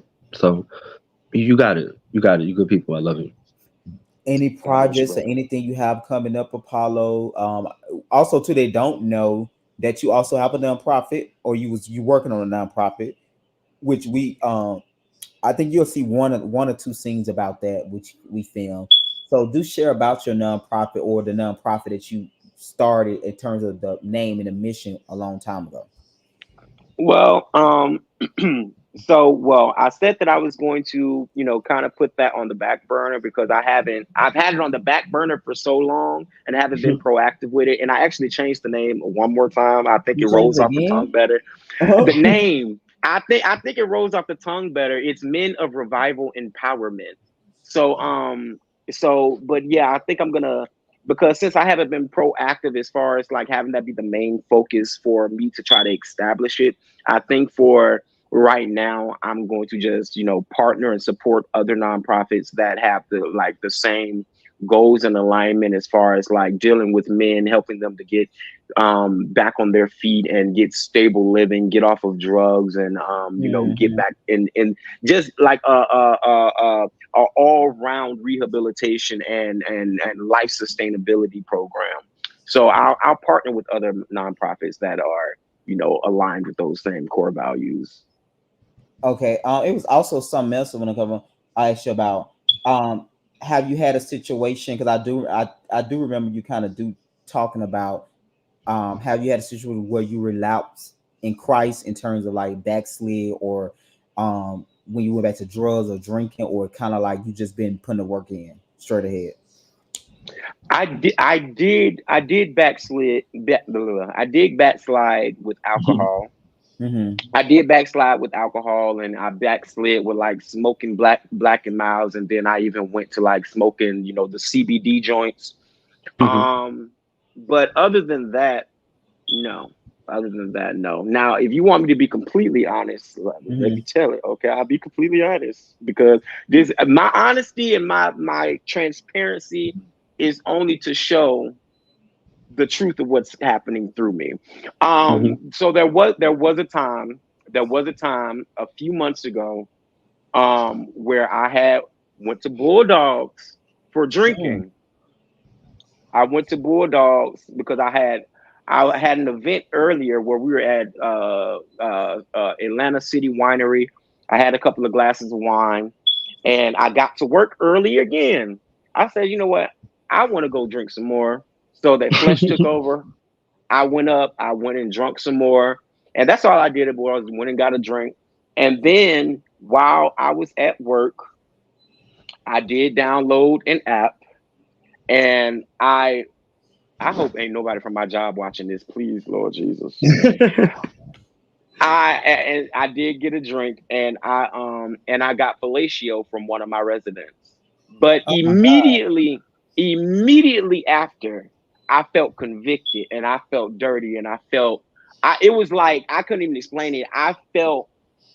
So I felt so unlike myself. So I Mm-hmm. immediately repented, and I had confessed this. Y'all, the only other people, and probably the 100,000 people that's watching. Y'all are the second time that I have confessed this. The first time I confessed it to my godmother when we were driving to a funeral, and confess when you confess a thing, because Mm. shame is in the secret. It's in a secret. Yeah. I When would say you Yeah. release. Yeah, so when you confess a thing, that's what breaks that power off of you, Mm-hmm. the the Yes. the, When you the talk about bondage it. of it. Yes. Yes. Exactly. So yes, I did backside with drinking, smoking, and I backslid that one time Mhm. sexually in my deliverance. But other than that, no. And Yeah. I am present day sober all around, not smoking no black and miles, not smoking no CBD, not drinking, No fellatio. and no semen retention. Thank you very much. You know, No semen Yeah. retention. So like, semen yeah, retention. it feels so But no, good to I be appreciate you for so even being that honest and transparent. You know what I'm saying? It does help a lot of other people. So it is always about planting the seed. You know what I'm saying? It's not about who's going to water it, what God is going to do, but your part sometimes is only to just plant that seed there. You know what I'm saying? And let everything else work on its own. Yeah, I totally agree, and I like that you shared it because, like you said, it's the secret that keeps the shame and keep you from moving Hmm. forward. But once you confess that thing, it has no more power over you. Yes. Have Mhm. no more power for you. Like, and then it also shows that you're human. I make a mistake, Yes. but I don't stay there. So yeah, Yes. you know I did this, but you would not make me feel bad why I have to stay there. I'm going to keep moving Mhm. forward. So I Yes. Amen. that's good. Yeah, that is good. Anything that you else you that you think that we probably didn't cover, Paula, that you want to share, or any comments, feedback? Um, no, I'm good. I like I say, if you want to get to know God for yourself, I Mm-hmm. mean, just ask Him to reveal Himself to you, because God is faithful and He wants to hear from us. People think that, oh, God is angry with me. I'm so far. God wants to hear from you. Don't. That's just the devil that's in your thinking, making you think that, oh, you're unworthy. We are unworthy, but in Christ we are made worthy because He sees His Son. He doesn't see us. We stand in and on Christ, not in our own strength when it comes to God. So, and another thing I would say, life is temporal, but eternity is long. Okay? That's what I Mhm. Say that again. I said life is temporary, but eternity is long and forever. That's the last thing I said. That's the last thing. Okay. Any thoughts, feedback, J Dot, before we let Apollo go? Before we Mm-mm, get that's fine. fine. You have a great night, brother. All right, thank you so much, So Apollo. much Coming apology. up. Like I said, y'all gonna continue to see Apollo in some of the episodes to the end. I think a couple more scenes. And I'm sure we're gonna hear from Apollo real soon. So thank you so much, brother, for coming up and taking your time and being with us. And hopefully we'll be speaking with you very soon. All right, y'all have a good night. God bless y'all. I'm gonna Yes, get ready sir. to go to the plantation. You have a good night, brother. What's up, J Dot? Can you hear me? Yeah, I can hear you.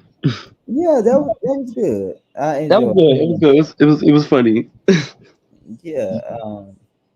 I think it's so important to have different perspectives on any type of platform. Like, that's Yes. his journey. And the fact that he's open to share that, because you do have people that say that they don't want to be around gay people or whatever. So the Yeah. fact that he's still open to do that, to me, that speak volumes and stuff as well. Yeah, it did. You know. Um No, he was very transparent. I loved it. I thought it was dope. yeah, pretty dope. So yeah, guys, that was Apollo. I'm sure we got 10 more episodes to go. So hopefully we get him by episode 10 or 7. 11. Like I said, because yeah, you'll see how the group situation end up going, which you'll kind of see that and you'll watch that. So um but I think he came to the finale as well. So he did come to that. We had an Come on, event. Union. Yeah, no. The finale, like the last day that we filmed. Okay, okay, okay. Yeah, we did a non-profit event. Um, Mm-hmm. so he did come to that, and we had a panel discussion. It was real good. So I think people will enjoy that. We have a good season. Um, yeah, new episode. I know couple people asking about the episodes. I was telling them that we will be back on Sunday, every Sunday night between what time we usually come on? 9 to 10. Yeah, well, yeah. Hopefully by 8 o'clock this week and stuff like that. That will be out. Um, but yeah, I'm really excited. This weekend we have get ready for our photo shoot. So Yeah, this weekend is gonna be dope. You know what I'm saying? For the real life of music, and just some of the other things that's going on with the network. So I'm very excited for that. And then everybody wanted to see episode 6. He was going on, philanthropy. So yeah, somebody no, said and Apollo. I love the after shows and the talks with the cast members, and hearing their side. You know what I'm saying? Like I think it's very dope. And I was very anticipating to see Apollo. So and he looked even more glorious today. So Mhm. it was like he changed even from the confessionals. Like it was like, oh, this boy is really serious. He's like he's done it. Like he's walking, and it's like you could see it. So Yeah, it's like, you can. Yeah, that's undeniable. And like I said, to me, anybody that put discipline on themselves is a good thing. hmm Because just whatever, it's just to put discipline on yourself is a lot and it's really good. Um, so yeah, that's what I look at. So I don't really take him saying that if he been delivered as offensive. It's not a offensive. mm yeah, I Like can't be offended by that. yeah. Um, and like I said, to me, it didn't feel like that from him. Like I never felt that he was or he made me feel some type of way. I won't work with him, right? Because I Yeah, never yeah, felt that film in those scenes with him. Honestly, I never yeah. like he felt like he wanted to be there, and when he didn't want to be there, he stated that. Because he even came. Actually, he came to the park last week when we did the hike. You said last week? Remember last episode when they went to Stone Mountain? Yeah, yeah, Apollo yeah. came to that. It's just he was on time. Everybody else was like 2 hours late, and he had to go to work. But he was Oh, actually there. Yeah, he was at the Stone Mountain too. He was actually the first one there. So every time we had to do a scene, he was always there on time or came like yeah, he never would just show up late without just hearing something from him. Um mm. so I feel like that was like really, really, really, really good. Um is Malik gonna be back as a regular? No, Malik is just as a special guest. He's gonna be probably on the rest throughout the rest of the episode. We got 10 more left, so he's probably gonna be on at least 6 more of them in between all the way up to the finale. Okay. Yeah, now I was answering one of those questions. Um, yeah, and then we gonna gear up and get ready for real life in Bama coming. Real life in Bama. And you have ballroom coming too. Yeah, but I'm gonna do the ballroom show. Um, I'm gonna do that either the end of the year. Hmm. Yeah, yeah. That's not gonna come out till like after real life in music. See, y'all show come out not next, but like in like the spring summer, which that's gonna be a long season, and I'm sure we're not gonna be talking to you as much because we're gonna be on that show, so you're gonna have to relive all that stuff again. Yes, Lord. This is already going horrible. Not horrible, J Dot. This is already going horrible. We ain't even made it to seeing the episodes yet. What's the deal with Renard? What his name is Nard. He seemed to be making issue with when there's Narna.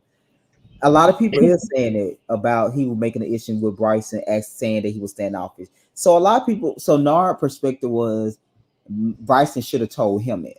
Nobody's seen it the way Nara seen it. When I watched it with people, they thought he was crazy, and everybody just felt like he was reaching. And and I was like, yeah, I was like, who walks up to somebody after? I mean, you meet a person, you're supposed to have afterthoughts about what you think about the people, and you're not supposed to be talking to the person that you're talking about. Like, so it's like that's just normal. Anybody, he's done that with people. You know what I'm saying? Right, So it was right, like, right. I think but we he all charged into there saying, I heard that he was talking about me and I'm coming, but it also could have been something more that maybe Darion said to him in a certain context of making it feel like, but either way, his choice words was, you said that you didn't like me or whatever, or that I was standoffish and I want to know why you didn't talk to me. And it was like, what?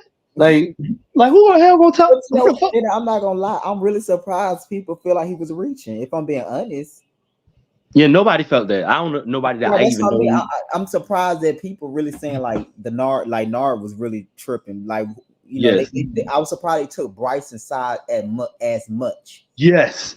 It Yes, was one of those moments like Bryson was not in the wrong. not found him not in the wrong. Yeah, Um, Bryson.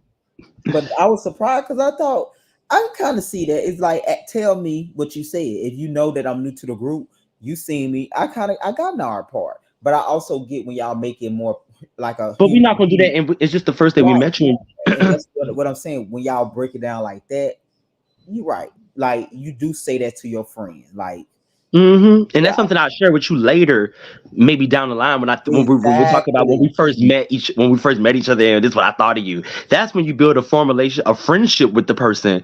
That happens down the line when So it's like it just would have never played out the way he was talking about it. It was like that's a fantasy. Yeah, yeah. So totally. That was somebody said top shelf reaching. Top shelf reaching. That's Yes, like Darian. top shelf reaching. Yeah, Oh, no, that was funny. yeah, they said Darian in that letter he wrote about Malik was a dub and not the read that he thought. So it was a fail. They Oh said yeah, yeah, that was a they fail. I couldn't even believe that happened. you is one person that don't mind giving you a true opinion. Yeah, I'm like, what the fuck? Who does that? Like, I couldn't believe that happened for real. It was like when you were watching the episode, it was like, what? Like, this is stupid. Like, this is dumb. Like, I couldn't believe a person really took the time to do that. You know what I'm saying? And then not when once you talk to the guy or hear his side, you're like, okay, you know what I'm saying? So You kind of he's take not so bad. yeah, you Uh-huh. kind of you kind of see it and take his side and things like that. Yeah, yeah, yeah. Because as you're watching it, as you know, as just a person who's enjoying the show, you're starting to pick up on things that Darion does that people don't really like. You know what I'm saying? Because it's like, why is he doing that? Like why is he starting to have nitpickings and stirring the pot on things that he doesn't need to? It's like Mm. why? Like it doesn't make sense. It so doesn't make sense, but it's so thought out in his brain to make sense, but the viewers are not. We're not connecting with that. Somebody said he wasted energy, but he did say he didn't have a job. Why is They they say what? They saying Darion wasted energy. But this why they reading like that? He wasted energy, but he did say he didn't have a job. Uh, I guess that's what you do when you unemployed. Lord have mercy. Not you sitting in the house, you just come up with things like right now. Um, Let me ask you this: you film in real life in music. Have you ever felt the pressure to bring up something, or you just like start a situation? How you ever felt that pressure? No, no, not at all. Because I mean, everything always happens so naturally. So Right, you know, right. I think you got it's you like a catalog. It's so much layers and so much stuff that is like you don't. Yeah, yeah, yeah. yeah, yeah. You don't even think some things is gonna happen. You're like, all that happened. You know what I'm saying? And I related so much to when Apollo said, his feelings had felt hurt, and I was like, you know what? I had motherfucking felt like that before, and I didn't. I walked away Wait, yeah, so fucking hurt and didn't even get to say that. But that is exactly what you feel. You know what I'm saying? It's like shit hurt like a motherfucker, and it's like this was embarrassing, and I don't like this. Like this would have never happened in any other setting, and it's recorded. Like what are the chances of something like this, and this would never happen in life? So it's like, it just felt like it was. and that's good. I like how you said that, but it was something about when Apollo said that. I just like when a person just can articulate like the through the frustration. Like I'm hurt.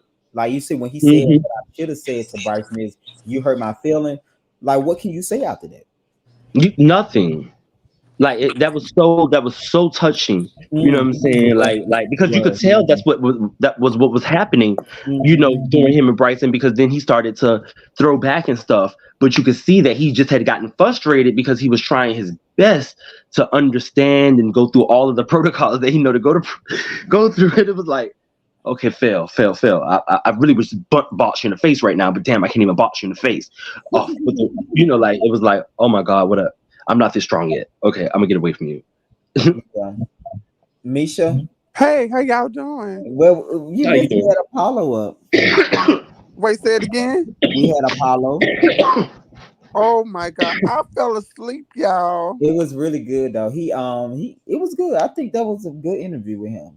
Very. Um, he answered all the questions about the gay issue. Of course, he said is a sin. He believed it's a sin, but it was it was not divisive. It was very like yeah, it was good. It was really good. Oh my gosh. How is it film with so many different characters? It could be you be needing a break sometimes because I think film. I think about real life and music. I think I enjoy film and real life and music better than real life and philanthropy. But what I like about real life and music is so everybody is an artist. So getting into it about the music is so much easier to me, right? So I Right. think Mhm. yeah, but to me it's the most. It be a lot going on. It be a lot going on. It be a lot going on with It's a philanthropy. weird when I look back. I mean, I see the things that happen, but I don't see where it seemed like it was a lot. No, what I mean by that, they were asking about me filming with so many different characters. Because we had 11 cast Oh members, yeah, so yeah. it could be like, yeah, it's a lot. It's 'cause then you gotta, you gotta be fair. Then you gotta hear this person's side, and one person might feel like you taking this person's side over yours. So it could be a lot. They can feel like you're being biased, and that could be true or false. But it's just so many different perspective, opinions, and facts that you have to always consider. And sometimes you don't want to do it. You don't want to be bothered.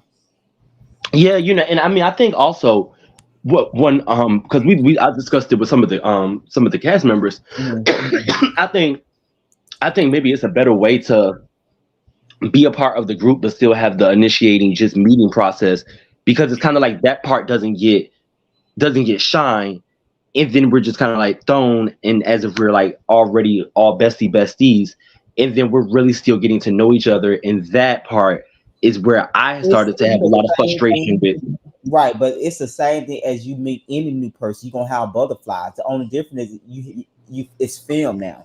But no, not you keep coming back to these people, and you're like, bitch, I gotta be around this person again. Right, of course, that's what film come in. That's what a TV production come in at. So it's real, but it's the production part. A lot of time people have to adjust to, because like you said, you got schedules. You got to actually talk about something that you usually probably would not talk about, right? Would have never, yes. Yeah, so it's things like that. I get it. I promise you, I don't probably get as much as you get it because you actually in front of the camera, but I do get like it can be like some days you don't want to do it, right? Shit. Yeah, I mean, yeah, and a person could just, you could not know what, you could know the time, you could know how. Sometimes people don't get bothered or wild. At least I don't get bothered and wild up in everyday life because I don't have people that press my buttons and stuff. So it's like these people is, even in some of our last recording episodes, it's like this is what. And you know what I'm saying? And you're just caught up in the fire, and you're like, how the hell did I get here? And it started off so well. And Started off very especially, good. and then it hits you harder if you and the person friends, and you don't Yes, get to, and you don't get to know what they really said until it's in Oh confessional. God, yeah, that's the worst. I yes. will Oh say my that I God, think that part. professionals is the worst. No shade. I do That damn think those. green screen is the devil. Yeah, so we gotta all watch. We gotta all watch what people are going to think and say about us later. So it's kind of like everybody is still on the fence, I guess, in the sense of That's good. That's true. That's true. You don't, of right? You can't really put your guard down because you don't know what that bitch said about yes, you. Yeah, And yes, that's when, and then you come to the reunion, and then you done heard exactly. all the confessionals and that damn devil ass green yes, screen. So then you like, oh, I'm about to go in and let have on this bitch. yes, All Lord. bits are off. Yeah, it's The most gloves definitely, are it's all most the way definitely off. levels to it. You Yeah, know what I'm yeah. Like you saying? said, because it could be a good season. Oh my God, we made it to the finale, but it's the green screens. Oh, the green screen It's is the the green devil. screen. I'm Yes, telling you. because you be excited. You like, I can't believe this bitch really trying to play with me. Like the Yes, and these bitches are gonna be shady, bitch. This oh, I have got to but be. Bitch, Jada, there's so much ammunition. I There's so know, much ammunition giving bitch right now, bitch. I These know bitches you're gonna return the favor though, honey. I know that. So like, so what did he say about the confrontation? How did he feel? Oh, that's a good. Well, he owned it. Bryson's still not his favorite person. mm-mm. Because he said he came to one of the lives and he heard Bryson still saying some of the stuff about the dick sucking eyes and stuff. So, but Yeah. he owned it. He said he should never even brought it up when they had the confrontation, and he just talked about it. But he said overall he wished he had never, at least the Right. rooftop scene. He wished he never brought it up because he was still hurt from it. He wanted to get the group opinion, so he brought it up. But then I think the sit down, he was just breaking it down like how it went left, and then from that conversation we got more into about the homosexuality and all of that. So Yeah. yeah, but it was really good. I feel like he was just it was a great conversation. He answered Mm-hmm. questions, and we talked about him going to Bulldog for a drink, and he said he wouldn't go back to Bulldog at this point now. But he will go to another club, or No you way. I said. guess he not drinking at Yeah, he don't all. even feel like he'll go to a club. Period. Yeah, he not drinking at Do all. you think? Damn, I wish I would have been on that. Do y'all think that, like we've all said in separate conferences, I don't think when a person I think if you believe in God and all of that, I think a portion of you is saved. But Mhm. what saved is, or what that is to you, may be different to me. Different, exactly. Yeah. Mm-hmm. Like for me, like I've always said, I believe that he does have a platform and a voice on the show. I think so too. I agree. I Mm-hmm. really honestly do. Now, if he's not strong enough in his journey for the daggers are being thrown, he Hmm. needs to do his research and find some prayer partners, or do a little bit more praying and talk to God, or whatever, to Well, he get said that he stronger. don't see himself doing it anymore. But yeah, because he actually kind of summed it up very well. Yeah. When he said that it's not a part of his assignment anymore. More right. So Yeah. he's not a clout chaser. He doesn't even see himself being on reality TV because now it seemed like it was a this show was like maybe a saving grace for him to plant this, for not only to plant the seeds on us, but to get everything in motion for him and for it to be captured. You know what I'm saying? Like you captured something very special with Mm, him, in his transition, and it seems like he's about to go off to an entire different yeah. place, and he doesn't. And Right. cameras is Well, like I not. said, I feel really good about Apollo. He don't make me feel like he think that even he Mm-mm. believing that gay people going to hell. I'm not offended by that for some He was reason. talking about Austin. Yeah. You're right, right. Yeah, But what I'm I'm still not saying though, he even, of course, as me interviewing, I have to be specific. So I'm just saying it don't offend me. It don't make me feel like right. he It thinks don't Mm-mm. it's shake me. bad. It It's don't just shake like me too or that's from what it. he believed, right? So let Yeah, that be believe. yeah. And that's the question that I wanted to ask. I'm like, when people get saved or whatever we calling it these days, Mm-hmm. it's like I have to purge out everything, and that's not the way that it goes. I Mm-hmm. think how the God that I serve and the God that I believe in, which is Jesus Christ, I think that everything is decent and in order. Yeah. No, you cannot indulge or go to Tokyo Valentino and this, that, and the third. Even though it's not going to Tokyo Valentino, it's not paying to get in Tokyo Valentino. It's not it's none of that is the sin. The actual lubing up the ass, lubing up the penis, and Mm. that's the sin. That's good because it's not where you go in necessarily sin, it's what you could possibly do there is more than the That's act. how I feel. That's Yeah, how I feel. yeah. I I got don't feel that being gay or being born gay or living your life gay is a sin. you. Mm-hmm. I I think the got you. practice of Yeah. sex is the sin. Now, if Mm. I'm wrong, But I'll yeah, that's why guide you. I kind of I tried to ask that question. You know, he was very Bible back with it, but Not Bible, not y'all Bible thumping each other. you know what I'm saying. But I mean, because I was trying to get to the root of it because it was like, well, you covered the gay parts, but you just made it all sexual. You know what I'm saying? So it was Oh, like, so that's why you asked that part. So what yeah, it was you like, know what? Actually, let me ask you that. What did you mean by is it just the sex part of gay? So you think gay is not just the sex part? Like make me yeah, I understand. mean, you got some people who only are into the sex of it, and he gave me maybe he never wanted a boyfriend or anything. He just liked to get his dick suck dick or whatever, you know. And that's for a lot of people. That's a lot of men that's into it, you Mm-hmm. know. But what about the guys who actually care for the companionship and who really wants a boyfriend or a husband? It's not Oh, even about got the you. sex; it's Got you. about my But you know, emotions. Tia said the same thing. Who? Remember, we was out Tia. She was like, Oh yeah, God wants us to live life just like the so-called straight people. straight He people. wants Yeah. us to have a family. Manaya feel a lot of trans women do feel that. I do, and I feel the Yeah, same way. they feel that way. I feel Misha. I hear this for years. I hear Misha for years. Sometimes I do still get conflicted because of the stuff that plays in the back of my mind that somebody tries to force on me, which is Bible bashing. Mm-hmm. So when you get the husband and you get the child and you get the house and picket fence, you know, then what? You I get don't what know. I'm I mean, saying? yeah. I don't Then know. I what? think everybody is different for that. You know what I'm saying? Because I mean, my opinion would be different. Because I just think when you're getting your whole self together, it's very just straight and arrow. If you're letting it go, and you're willing to let all of it go, it's like to me, the person has to be willing to let all of it go, knowing they're not going to be here. So it's like different levels of But the that's what I'm saying. consciousness. What do you mean by letting what go? Because go Against the with me act of here. Go being with me gay. here. But yeah, the act of being like, even when he said the being reborn again is the being reborn, the transformation of the mind. Yeah, yeah, So Of course. yeah, so you know, so when you're transformation of the mind, you're giving up the power and authority over to just God to let Him do whatever He want to do in your life, and if that means changing you from who you thought you were all these years, then Mm. there's nothing wrong with giving that up. And I mean, I think some people are scared to give it up because they're not willing to fight that battle. You know what I'm saying? But I'm a person who kind of already think about these things, so it's not so hard for me See, in I my don't own think home. I can go with you almost to the door. I can go with you almost Mhm. until you reach out and knock on the door. See, what I believe is that either I believe that the world is two things, especially in this gay and this trans whatever we got going on. Mhm. I think either you were born that way.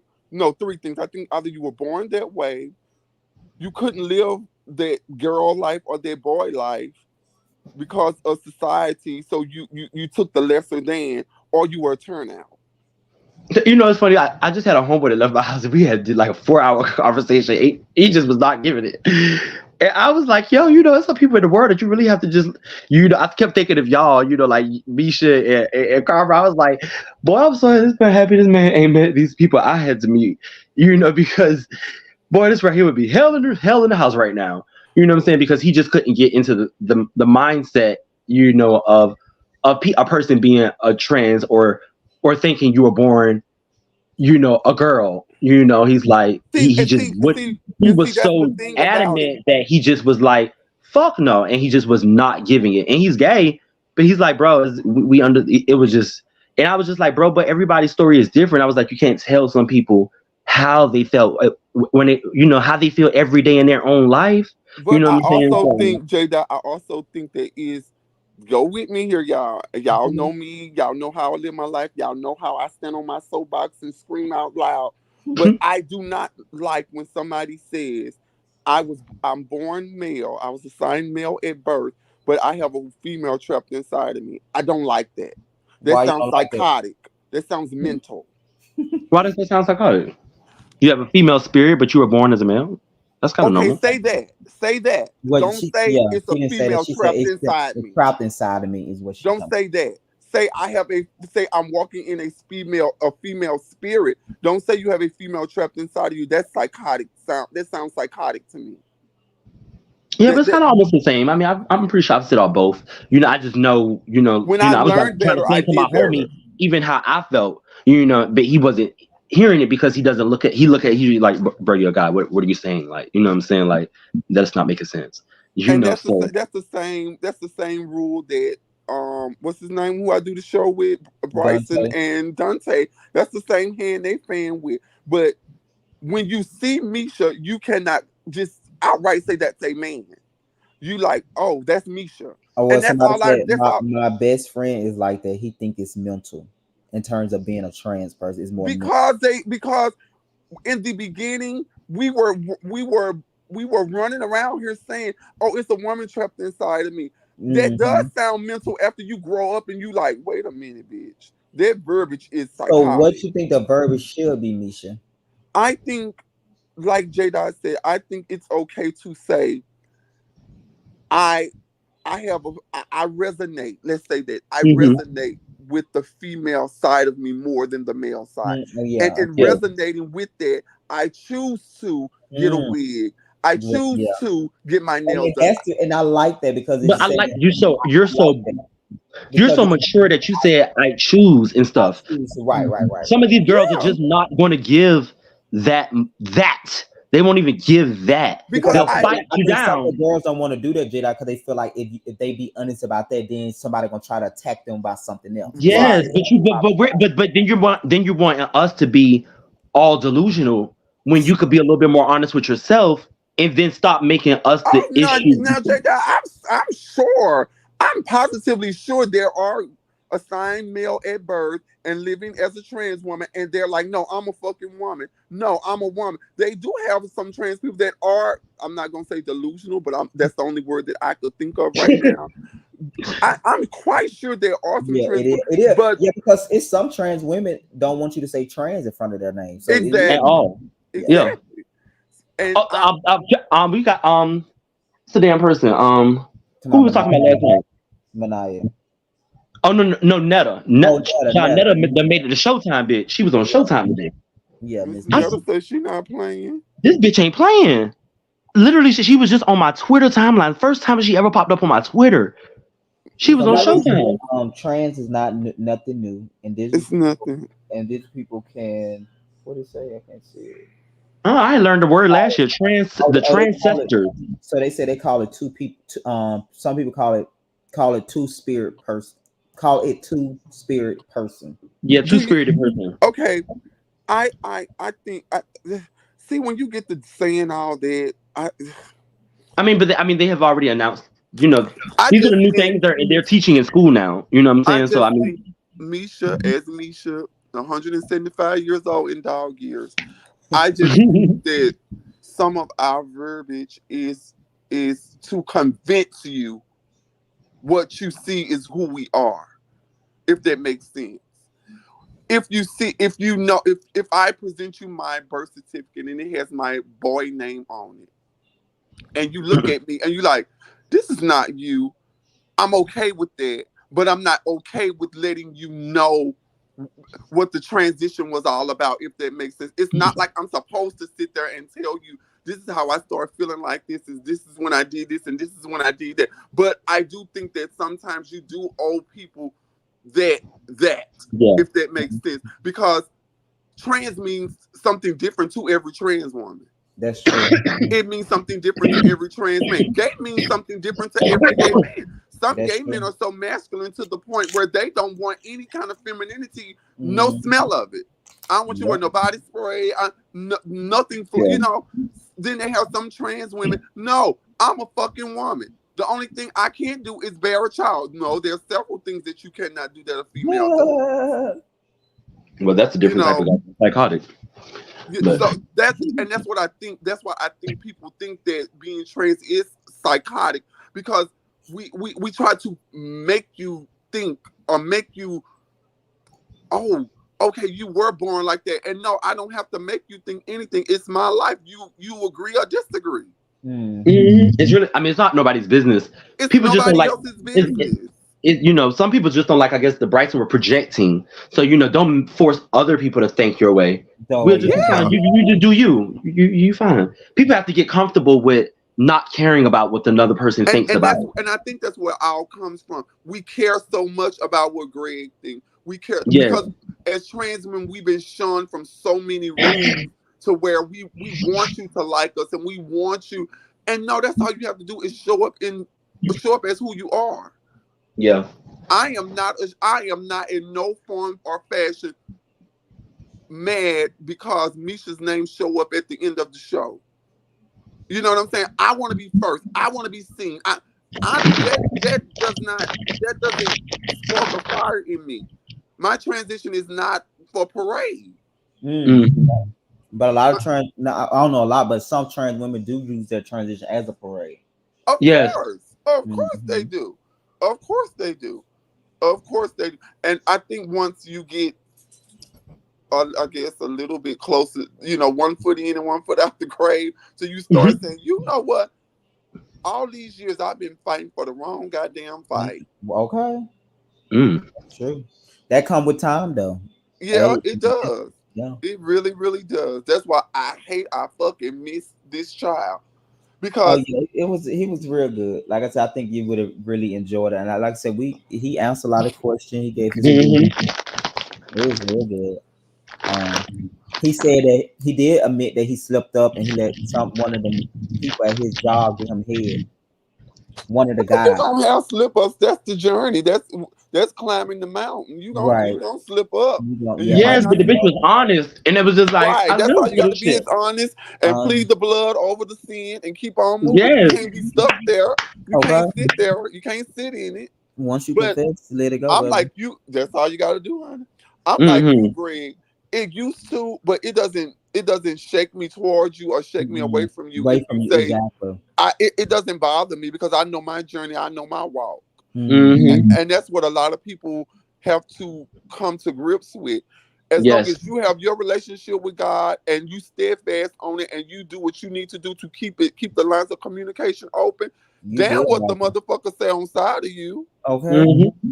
And also, to the most important thing, are you convicted by? I'm not convicted by being I'm gay. So not convicted I by it don't at let my all. yeah. So Yeah. therefore, I don't. You to me, you can't really change unless you feel convicted. It- and then I Yes. think His journey isn't my journey. Exactly. exactly. And I think another thing is, like, for instance, if I would come to a person going through what he's going through, and I say, "Oh my God, I'm sleeping with this married man." Oh, you go right into, "Oh, the Lord." That's it. No, talk to me as the person first. Let me Mm-hmm. talk to me in the flesh first, and Mm-hmm. then let's get into the spirit. You know what I'm saying? You got to take people and you got to take them out of hand first. You can't convict them, and I think that's a bad thing that we do. We Yeah. convict people and we shun them away, and then we try to smooth the lumps over with a Bible verse. And you don't Yeah. Mm-hmm. already hurt me. You don't already cut me. But you So can't even receive it. I can't receive it. I At can't even all. receive it. Mm-hmm. And I know I'm not saying that he's that type of person, But like I said on the other conversation, I am with him 175%. I just think like like the verbiage that we use, he was a baby Christian, and Mm-hmm. it wasn't his time to come out with it. With It yeah, wasn't, you know. I at think if he least would at have came least not having that conversation with people, especially people like Bryson with a strong opinion. Ooh, right. Charlie Bryson was up in the night, bitch. But Bryson got to understand too, and that's just like doing the show that I host. We got to let people sit in their right and let people sit in Just their sitting, wrong. okay. We got Mm. to. We got to stop pointing a finger. Oh, you wrong just because you don't believe in what I believe in, or you live your life the way that I live my life. No, we can't. Just like now, looking back at all the stuff that I have said about Bryson drinking, and this, that's his Mhm. journey. I cannot get mad with him about that. Yeah, I just yeah. know when I see him coming off that way, bitch, back up, Bag, yeah, make a left, disengage. disengage, Disengage. bitch, Disengaged. Yeah, but, nope. That's not the energy I want. So I'm just gonna nope. man down, Right. man down. Don't have no problem, but I don't want to entertain it. I'm so like Yeah, those people. and I can't be mad with him because I opened up a can of worms and I knew this person was gonna get loud and Yeah, irate, and I know he was exactly. drinking. That's my Knew it was fault. gonna happen. Right. That's wisdom. Wisdom should let you know how to deal with people. And that's what Yeah. Paul he said he probably should never even said nothing to Bryson because when he did that, he realized that was the wrong move. Yeah. Or the wrong person. Right. It could have just been the wrong person Well, because like me when and I don't see how Bryson be the same person drunk or sober in this way. Now, as loud as I am and as vocal as I am, and it's the when I start drinking, I turn into a whole different person. do you go like more chill or you get I more want to chill. I want to laugh. I want to dance. got you, got you. I don't want no serious You don't want no topic going city, on. yeah, I got you, yeah. Yes, I'm yes. I'm not I'm gonna having the time. I'm dancing, jumping, yeah, I'm totally yeah. But when Bryson gets intoxicated, it elevates his voice, his Mm-hmm. hand gestures, A his reading session, honey. Yes. yeah, bitch. I'm about to read you in my rehearsed read that I done wrote on this paper and memorized. No That pun bitch, intended, Bryson. We that bitch love coming you. with more than goddamn reads on the paper, bitch. Him Them and reads Jada, didn't come from papers, bitch. child, And him y'all, and I'm and holding Jada. y'all accountable. If y'all ever hear me say that man be drunk, and that's not for me to say. It's just for me to say, you know what? Me and him had a disagreement. So from now on, if he got any kind of a fucking canteen, a mayonnaise jar, a fucking baby sippy cup, Child, that bitch can have a anything cup of looking water, bitch, and we know it's not water. that's what I'm saying. Any liquids around him, you just Oh, disengage yes. because you know it's not gonna end I up remember like when he thought. Misha, It's not gonna be a storybook ending. you gonna see Misha, you gonna see a next season 2 of Real Life in Music. Bryson and Jada did a one-on-one sit down. Mm-mm-mm. I think Jada was more like, "What the fuck is going on? Is I'm in a what they call it a whirlwind?" Like, Oh, J Dot. It might be a punk. I didn't know what was going on. I was still new. I didn't know how to respond. I'm like, I really want to box this person in the face. You know what I'm saying? Like, Yeah, yeah. I was just looking back on the situation with me and him, and I got out my seat. oh yeah, you was lit, Misha. You It was, took everything. And see them licks I was crossing my heart and hoping to die with. Them the licks so that you I think want for to the new give you him. think for the new season we ain't gonna have those type of I problems with ain't gonna nobody. say that. I'm still in my transition. I'm still in my transition. You I, like a still trying pop, to transition. yeah, I'm still in my transition. child. I'm It's still big, I'm still walking. I'm still walking the line of hope. right? Not Yes, you, Lord. not you a baby saint. I'm a baby Christian, honey. I'm a baby saint. Yeah. And we need to stop saying that too, because Jesus was not a Christian. We need to stop saying Christian when you know, I got it's you. it, it's a lot when you know better, you do better. You know what I'm Yes. saying? That's why when I'm talking to somebody, I try to listen to everything they say. I digest it, and then I come back with my rebuttal. Yeah. Because I might not like what you got to say, but they may have just a little wisdom, a nugget in there that I could digest and feed to the other bird, the baby birds. Yeah, Mm-hmm. you You good at know, doing that. I like that. Some, because that's the thing, and I had to realize that in this hiatus that we're going through. You know what? Looking back at our show, both seasons, that's the only thing we were doing. No, you wrong. No, that shouldn't be like that because no, wrong and right. No, it's an opinionated show, but just because you resonate with it more than I do, that still doesn't make you wrong. Yeah. You might be. It's two ways to tie your shoe. Okay. It is. That's You true. know, and I think going in now, with this level head, I can have a honest debate and say, okay, time's up. I disagree, but we disagree to agree because we on the same platform. Hmm. We can live to fight another day together. Yeah. Yeah. And I Versus think, yeah, I think that's becoming where personal. Bryson and him went wrong. Bryson was trying to make him feel bad or feel like, because I don't think that was his intention to make you feel like, oh my God, you gay, you are drunk, and this, that, and the third, you're going straight to hell. You know, No. I don't Bryson think was that was offended his off rip. intention. Bryson was offended of his audacity to even do what he was doing. I Bring think. this to me. Who Yes. are you to bring God to me? Right. To me, yeah. Yes. Hard how Yes. dare you. I know you were sucking dick and smoking crack. Yeah. Who are you? Bryson isn't happy for his transition. You know what I'm saying? And it's sad because I think a What lot of people feel like that. what you mean? What that mean? Some people don't. Some people don't want to see people be better. Oh, Yeah. I don't. You think Because so? Bryson is a person who will be honest about. If you watch Bryson, everybody knows Bryson has like a drinking problem. But if you talk to Bryson personally, he knows he has one too. You know what I'm saying? And he gets kind of offended when people mention it. You know what I'm saying? Now, has he Mhm. gotten to the point in his transition where he's stopping yet? No, but he is willing to admit it if you talk to him personally.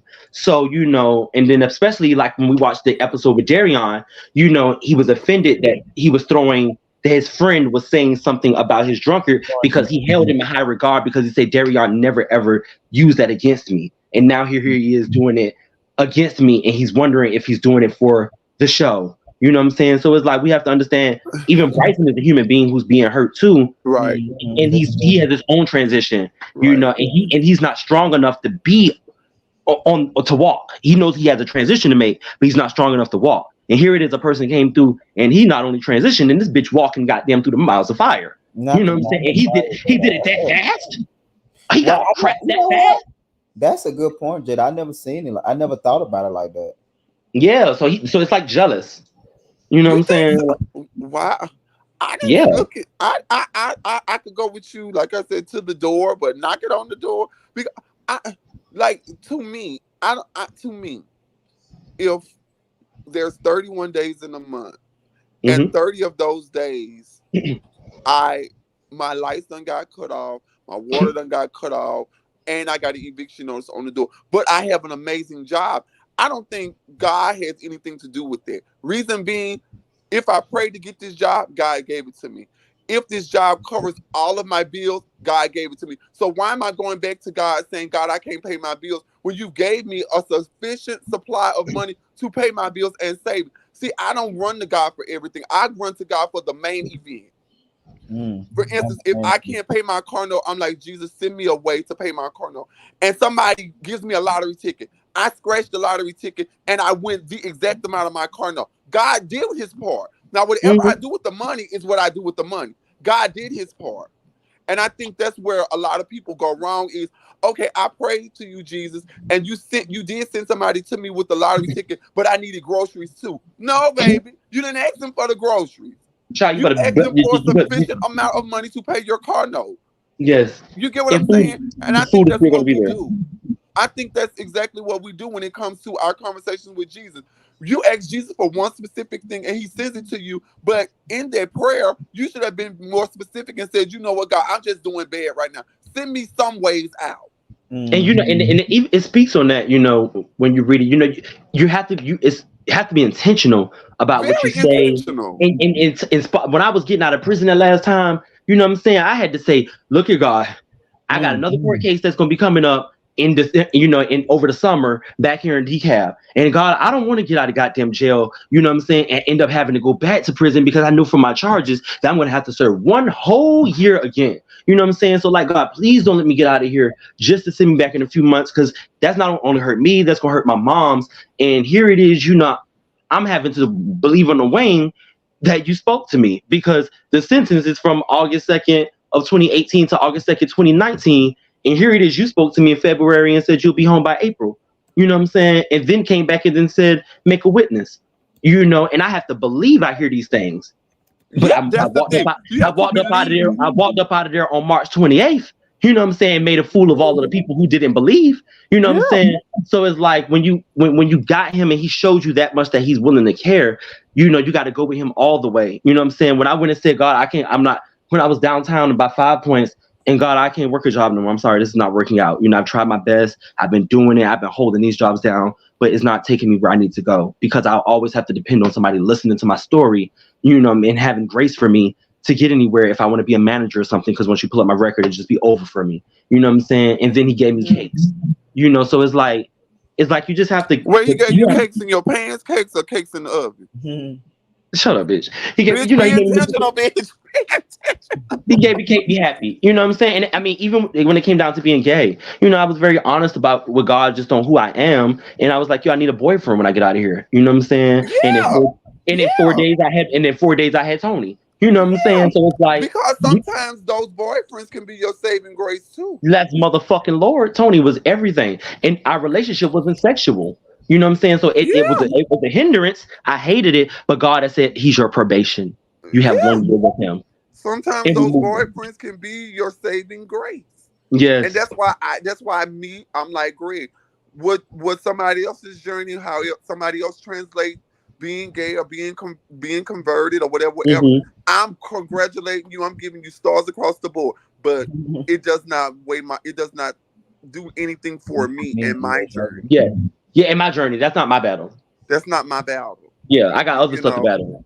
and being trans is like at the bottom, like in the Yes. low two, Yes. in the And that's low when you know two. who you are and you're comfortable with you. I'm Yeah. at this ripe old age. I am so comfortable. Now, if you'd have caught me going through the homelessness and all that, and I used to, and I'm gonna tell y'all this, and I have to say her name because her name carries weight. Is it okay if I say the person's name? Yes. Okay, one day, y'all, I was going through. I was going through. I think I was on the verge of being evicted. Car note, bills. It was like everything was like boom, boom, boom, boom, boom. Mhm. And I was up for some reason. I was up, and I'm not gonna lie, y'all. I was on every fucking site trying to turn a fucking dollar into 15 cents. I was on Grinder, Scrub, BGC, Christian Mingle, bitch. I was hitting them all up. You And stupid. I got in my car. I got my puppy, and I said, I'm just gonna take a long ride. I got in my car, y'all. I promise, crying. Had the radio on gospel, just because I listen to gospel every day. I don't Yes. play no other kind of music in my car, which that doesn't make me more Christian than So yeah, anybody. that's just what you want to listen That's to. just what I choose It's to I, listen to. motivational spiritual music. I Mhm. am very I get in it, baby. And the Erica Campbell show was coming on. It was early in the morning, like 5 o'clock in the morning. I And think so you told me happened it about was that. time to call in. And I called in. And they answered the damn phone. I said, oh, I'm about to get a word. I'm about to get a word. Oh, I went to shaking. I went to smiling. I think I even pulled over. I'm about to get a word. Yes. So the lady said, what do you want to talk to Erica Campbell about? So I left gay till I talked to her. She went into telling me this and telling me that, and I opened my mouth and I said, I am gay. Baby, she dropped everything and said to me, maybe you're going through what you're going through because God does not desire your lifestyle. And I said, thank you, Erica, but no thank you. Yes, man, bitch. She forgot about my bills being due. She forgot about the car note. Bitch went She for the forgot about jugular, the bitch. lights. She went straight into gay. And I'm like, is this the job of the Christian these days? And I was Yes. going to church and everything, y'all, at that point. I was going to church and everything. And I heard somebody say on on the live, and they said, okay, you can go to a bar room, you go to your mama house, you go to your cousin house and get hurt by them. But when it comes to God, you feel like you church hurts, you stay away. And I want to call in and say you're looking at it from the wrong aspect. When you going into the house of the Lord, you don't expect to be pointed at, and you don't expect to be pointed out. And then once you're pointed out, you don't expect to be kicked down to find a way to get back up. Because I may not know how to pray in the spirit as hard as you do to find the courage and find the wisdom and find the answer to get back up. So yeah, I ran from church because I felt like, no, the church didn't hurt me. A person or people inside the church hurt me. So why would I want to go back there? And then when the person said that, he said, well, if you have a fight in the bar and they cut you, you go back to the bar, which made perfect sense. But you don't get it. You don't go to God for hurt. Yeah, you go to hear the truth or hear what people's perception of the truth is. But I don't think that that's come from a place of hurt, or it should come from a place of hurt. When people are crying in church, they're not crying from hurt. They're crying from, oh, God brought me through this. That's not hurt. That's joy. That's joy. No, Where I is mean, but you also cry sometimes from hurt. Like you're like, oh my God, it's making it through. But sometimes you got some things that you're sitting there thinking when they're talking, you're like, it just brings it out of you. Or you could do that listening to a song. You just think about yeah, but some of the, it's more joy than pain though. And I do understand what he said. You do go to different places and get hurt, and you still go to them, which is true. But when you go to Jesus, I guess you don't want to be convicted. I guess that's what the moral to the story is. When you are down and almost homeless and this, you don't. That's the last thing you want to do is feel convicted. Even it may be your fault. It may be 100% your fault, but you don't want to go to Jesus and get convicted, like the woman with the issue of blood. We don't know if that wasn't a family trait. We don't know where the issue of blood came from. We don't know.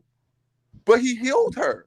And she touched the hem of his garment. He didn't even know who touched him, as of what yes, they say. she got healed just by touching his garment. She got touched just by the She hem of reached his her hand out to garment. touch it. You know what I'm saying? And Yes, back then women were like third class citizens. yes. Women couldn't This even bitch touched stand me. before Jesus. Yes, his So mama couldn't stand before her. She exactly. And came that's looking the for person him. who She birthed came him. looking for him, and he said, "What woman?" What woman? Right, what woman? Yes. So I think that now in 2024 approaching, I think Christians are, no, I ain't gonna say Christian. I think Baptists, whatever you want to call yourself, I think you just have to take a softer approach when it comes to trans and gay people, because we do exist and we do have a place wherever. We do have a place. Mm-hmm. And Mhm. that's why I always feel even if he never wants to be on the show, I will always stand in. He does have a voice, and his voices should be just heard just like everybody else's. Yeah, You may I not agree. agree with it, but he does have a voice. Yeah. He does. Yeah. No, I mean, he got my support for life. You know what I'm saying? He I don't have got to see my him do it. support too. He got Yeah. my support with even resonating with getting over drugs. You know, some Yes. people die That bitch got over doing crack, that. y'all. Crack. They got crap. I'm telling you, they got. I mean, bro, because I mean, my dad was a crackhead. I mean, No, people. no, no. That was funny. It didn't mean. I didn't mean it like that. Yeah, people. It's people out here who just will never get over that. They will never And get this boy over that. managed to get over it. It was like, what? It was like, With all those his are some big bodily things. functions, without Yes. going into a stroke, without going into a Yes. wheelchair, without being robbed and beat up over there. He just said, I'm done. I'm going to Jesus. Can't no man help me. I'm going to Jesus. And Jesus, you send the help. And I It was, commend him for that. I yeah. commend him for that. Yeah. And no, It was, it's not gonna be no overnight process. No. He's gonna run into a lot of more I mean, people with in child, when you get over crack, you I don't think they're trying to go back because so I don't think he'll ever go. Yeah, I don't think he'll ever pick that back up. uh, baby, I'm seeing that I commend him. I paid him on the back, and because it's real life. Life be life and out here. Oh, yes, Lord. And there's so many people that's going through it. You know what I'm Yeah, saying? Like so many people that are going through what and he's going through. and that's the thing that I wish he would reconsider and say this show is seen by millions of people, because right now people still coming up to me, and we've been on hiatus for since fucking Clifford was the red dog was a puppy. Maybe and I that and long. people still come up to me right now. I went back and said, I know you. And I'm like, babe, I never saw you before. Yeah, I know you. I know you. I got to think of where I know you from. Oh, you used to do that show, So it could start a revolution. We look at this as small potatoes. Oh, what's the color Mhm. scheme for this week, or when the photo shoot is? But we are really touching people's lives out here. Yes. We are really touching people's lives. What other gay platform? Well, we just not only gay platform, but what other Mhm. platform lets gay people, whether good or bad or indifferent, if they have music in them, you give them a chance to do it. You give them studio time. You put it on YouTube. You know what I'm saying? After you put it on YouTube, you let it go for what it knows, but you do the great editing to it. You say, I think you should put an S on this word, and you get what I'm saying? Yeah. A lot of people are looking for these platforms, and they just can't get to them. No, I mean that's what made me choose the platform. You know what I'm saying? I think that it's plenty platforms out there, that are doing things, but it's so only focused on the drama basedness of everything, and it's like, Right. I automatically always said no, I don't want to be on that. I don't want to do this, and then I seen Rebel and Ty on this, and I was like, that's a little different. You know what I'm saying? And I liked it, and then being around, and then now being around other people from other things and watching other platforms of the show, and it's like it's very different. And these are, I mean, I look at myself as a special person. I feel like everybody I'm that so was within this special. show are special people. You know Yeah. what I'm saying? So it's 'Cause like we're sharing a different story in a sense. right. It's not the typicals. It's not the Yeah, trying to yeah, be. we might fight, we might argue, we might disagree, Hmm. but it's some meat on this plate that we fighting and Hmm. arguing and disagreeing about. It's just not disagreeing because, oh girl, you was out and you shaded me, or you didn't like my post. Hmm. I didn't come in here. I'm gonna say it, but I didn't come in here to be friends with somebody. I came to be authentic and transparent. I Yeah. didn't come to meet friends, but if I meet someone along the way, hey baby, how you doing? Let's go out and have something to eat. But if not, Misha's still gonna walk in her platforms and hit it. Yeah. Whether you agree or you don't agree with what I gotta say, I'm gonna still say it. Yeah, but I mean, even like you have a Darion, speaking about HIV, you have uh, Apollo speaking on the transition of convertism. You know what I'm saying? You have Yeah, me going through some of the things that I'm going through on trying to break generational curses and molestation and having yeah. transgender talk and opening up the Everybody's got a mindset to be story. comfortable with other people around you and be more into yourself. So Yeah, yeah. it's so Lay much. in the bed with a trans woman and not look at her as, oh, she's too feminine for me to date. It's a lot of stuff that we talk about. Yeah. It's a lot of stuff that we talk about that people, they have these shows and their shows may be bigger than ours and they talking about it, but they brush through it. Yeah, they break. It be like they brush through it to get to, oh, I'm a designer.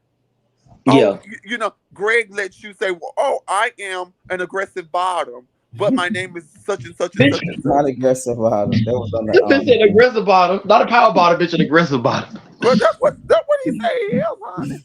Who said that? that was Child, do Bryson your was. research. Do your research. Oh, he did say he was an aggressive. He said that. Loud and proud. Uh, I, but he a yeah, bottom though. You'll think he a top the way he act. I would think he's a top, but he's I so would. big. I I'm like would. you. I would. I I would. would think. I Well, would. Bryson don't If really, I saw Bryson Bryson in don't the really club, get I his would think he feminine is a though. top. Yeah, he's big as hell though. But he's an aggressive bottom. And what aggressive means to you may not mean that to me. Yeah, because I'm like, what aggressive? Not power bottom, but aggressive. Yeah. Yeah, aggressive. Yeah. Bitch, I'm gonna put the dick in and ride it. I'm gonna slip and slide. I'm gonna turn around with the dick inside. That Yes. bitch said I'm an aggressive bottom. Mm-hmm. But you know what? Would you consider yourself aggressive, J Dot? Y'all stupid as hell. J Dot. Huh? I said, would you consider yourself aggressive? Yeah, I mean, you have your moments when you're aggressive and submissive. So, I mean, when you're having sex, it's all about the mental of the person that you're connecting with, and knowing what you're giving in that moment. You know what I'm saying? And what role to play. And is me put my hand around your neck right now? Is that the move for right now? You know what I'm saying? Oh, okay, that turned you on more today. you know what I'm saying, this moment. So you just have to kind of know the So people you're dealing you with. are a verse individual, may I ask? You don't have to answer, but Oh yeah, I am. okay. So for instance, Mhm. it doesn't shock you, for instance, if you like masculine guys like yourself, right? Masculine presenting guys like yourself, right? Hmm. Or and if you would go home with somebody who's presenting masculine and they get home and they queen out, does that affect the Uh, sexual position, or does that affect having sex period, or you baby, I think this was a wrong grind to hook up? How do you handle that? not a I'm just so wrong. damn stupid. I mean, I think all things is different. You know what I'm saying? Because you might get some people who might be a little bit more feminine. You know what I'm saying? And then maybe maybe their sexiness in certain ways about them. Overweight it. Yeah, yeah. So it's all about the individual. You know, you can't just throw away oh, this person is feminine and then be like, I don't want to have sex with them at all, because that might be actually a hot sex moment that night. So it's kind of like you just have to know, once you don't live with and been with people, you just understand people. Know when to So it's hold all them and about know when to fold them. the individual. But yeah, I yeah. I now y'all, I'm about to say this, and I probably done said it before, but I'm gonna say it again. Yeah, you said for what, bro? I I did not believe that a Right, we got true. to do it. Don't you? We got to do the longer one for that one. What Yeah, you yeah, say, yeah, Bishop? yeah. No, when I I said did it for not ex believe in boys, ex trans care, it got to be women the long. being Okay, versed. okay. So the one for ex care is Oh got to be wow. that's the longer one. But You, when Yeah, you yeah, yeah, yeah. I know. go Yeah, I know into that. That's the one situations where I I'm was doing your in, report, and then I'm gonna do that I one had last. So you to got the one reevaluate X for my I had to reevaluate 2023, and you my got mind and two of look the at my X care for finances if 2001 and those two make 2022, sense. and then you finna you give is me my stupid, next bitch. report of And I had to say, you know no what? question saying what you made, You is dumb as hell. things. So you'll I have to. and that's how I Oh, made my living for years. I was a walk the street kind of girl. You know what I'm saying? And But giving dick to the boys. no, bitch, what did I say? that bitch. And but I did. I had to, because the era that I came from, if you put on a dress, even if you didn't look the part facially, you were a girl, and you don't Hmm. climb a boy's back. But Okay. then a another trans woman I who was don't know. I like possibly. trans that like to prefer to like Yeah, I leisure. did not. And then that Yes. girl said, "Bitch, reevaluate your mind and look at your Bitch said pocketbook. reevaluate. Bitch, it reevaluate your what? Your motherfucking mind and look at your Your finance. pocketbook." Yes, Okay. bitch. So I was like, "What that mean? What that mean?" And Child, she that said, trade "Bitch." would be fucked. You're right. She said, Trade, "Bitch, they love T girls, baby. I'm Yes. serious. Y'all. It's a whole, like, it's a World. whole side of the world that Mm, you be like, oh no, he will not. You like, it's really real. They love Yes. trans women, but the first question that they ask you, are you fully functional? oh, for real? That mean like do your Oh body wow. Yeah, still? they ask you, are you fully functional? And if you ever see in parentheses or like, hey, my name is Mike, or I found out that you are a trans woman, and they have FF in that sentence Oh, anywhere, that's that's what what that that means. means. Fully Okay, okay, functional. What okay. FF me? Fully Are you fully functional. functional? Oh, They're Bitch, they talking to want the some trans dick. girl. oh, that's okay. I didn't know that. I did not Yes. fucking know. Yes. That That's means funny. fully functional. And I heard T.S. Madison say something the other day. I love And that bitch. That's my bitch. it's an old interview, but I go back to it to, inspire myself. She was like, that's my connection with God. I know what I am. I know Yes, who I am. And that's yes, true. When you yes. get to saying, I do, y'all, I keep on going back to when you get to saying I was born with a woman trapped inside of me, and I think that makes people look at you sideways, because that Hmm. does sound kind of fucked up in the mind when you really, like, you hear somebody like Greg, hey Misha, how are you? What's your story? Oh baby, I always felt like it was a woman trapped inside of me. That sounds crazy. That sounds like something's wrong with your mind. That sounds like a man, like a bodybuilder saying, I always felt like it was this little small boy inside of me telling me, push more, push. Bitch, that's psychotic. That's not a little boy inside of you. That's your own voice. Whenever you talk to God, God talks back to you in your voice. He's Yes, not he talking to will. you in some thunderous voice or some. He's talking back to you in your own voice. He's not trying to scare you. He's trying to Yes, resonate with you. yes, That's your own voice telling you, you know what? This is who you are. You are a yes, trans person. Ride the boat. yes, Ride it out. That's who you are. yes. God is not coming to you with thunders, lights, and bolts, the earth quaking. He's not coming to you like that. However you sound to the world, that's how you sound in your mind, and that's how God comes back to you. Child, that's how he sounded to me when he told me you'd be home by April. I was like, the fuck I just heard in my head. Like, and I gotta And believe this? And then you have to and believe it and yeah, you stand better on it. believe it. And And then you Okay. gotta, baby, and then when he say come back and make a witness, you gotta tell somebody. you I said, got girl, to. and then I went and told somebody. But when they got to see when you leave out the situation, and then you get with some of the people later on in life, and they're like, bro, but the day you left, it was an uproar. Like, who the fuck was that guy that believed?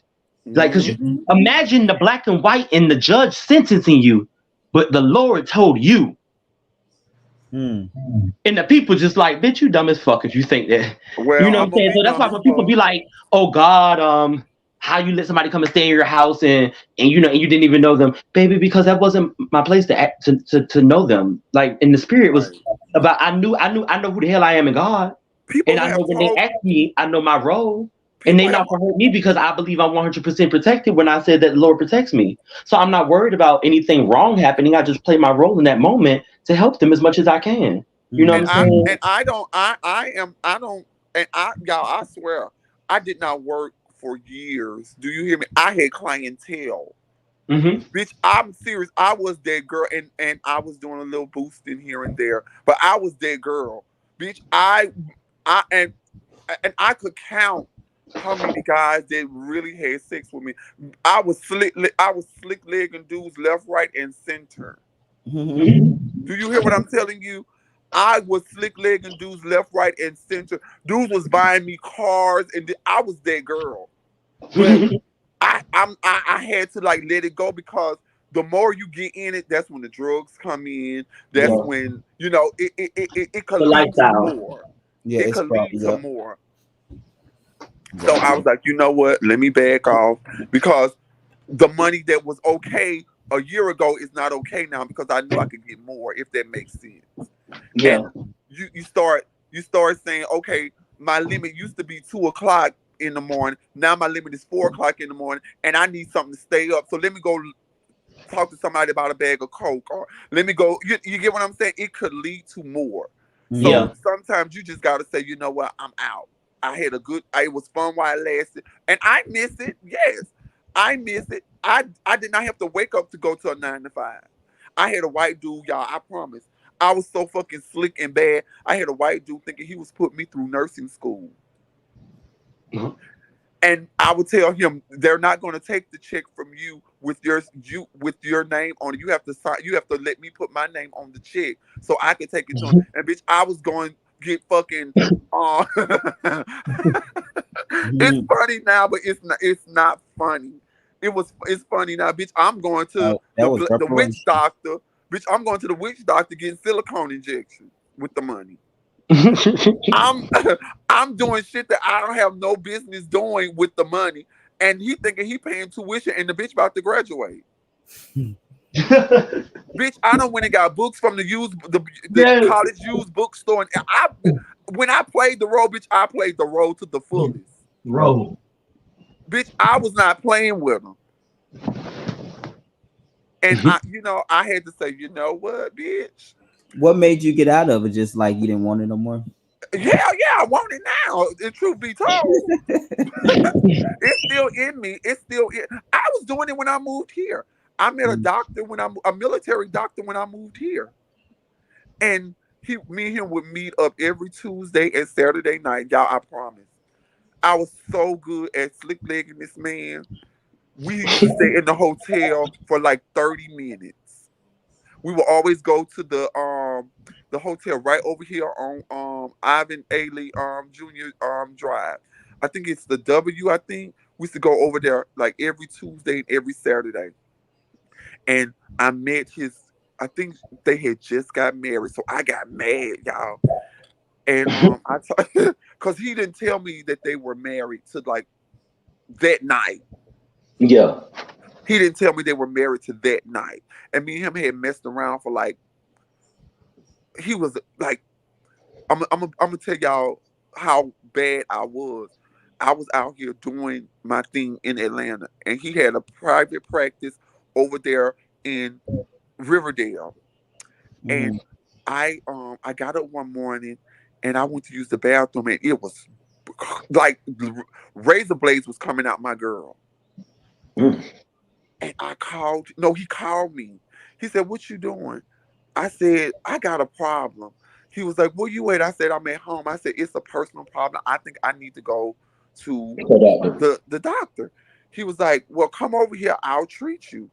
He was like, Mm-hmm. "What is it?" I was like, "It's I want to say it over the phone." So I got there, and he was like, "What's your symptoms?"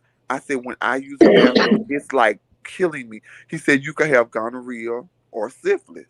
Mm-hmm. So he tested me. Thank God it was gonorrhea. He treated me. He said, "Well, me and you not gonna mess around until you fully treated. You have to go through this. I think what is a 2 week transition. You get a shot and 2 pills or something. Some and I said, well, a bitch needs some money now. Don't you know?" So he was like, "But I'm gonna only give you $500 because you should know better. You can't be out here doing what you're doing." And which was true, which was true. Yeah. The bitch gave me $500 and had a car and left his wallet on the motherfucking desk. I had Jesus on one shoulder and the devil on the other shoulder, Yeah, and bitch. the mental status I had in the middle.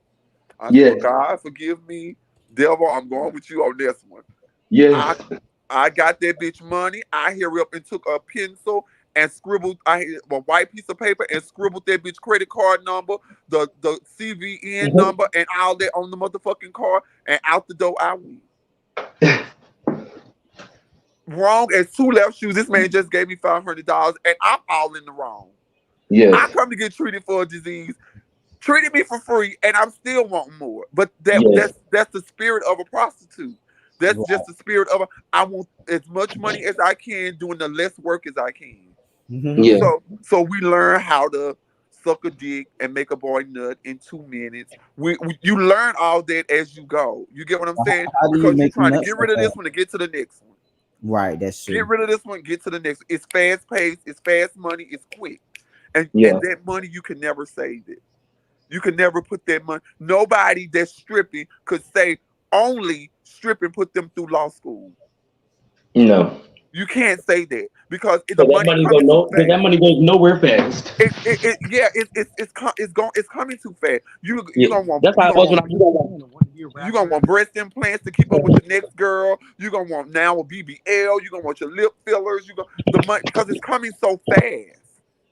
So you're not looking at, oh, I have to save this money because I might not make this much tomorrow. You're not looking at that. You're looking at, you know what? Long as this pussy work, long as this mouth work, long as this fully functional girl get fully functional, I'm out the door. That's what you're looking at. You don't become a person. You become a product. Mm. And I was like, you know what? Because you know, I had dated this man for like 4 years, and he called my mom and he was like, "I need you to get Misha home." I was in New Orleans, but I had came up here with him in Stone Mountain to Stone Mountain. He has a house here in New Orleans and in Minnesota or something. And I got up here and didn't want to go home. And he was like, "You need to get something's wrong with Misha." Because he thought I was on drugs, but I wasn't. I just was wanting more money. I was tired of the little coins that you was giving me because I knew you had it. I knew you had it. And I held that man hostage in his own house. What? I was something, Greg. I was something.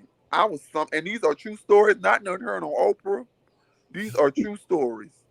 Greg, I was something. I didn't give a fuck about nobody's feelings. I didn't give a fuck. I didn't. My mind was on money, and money was on my mind.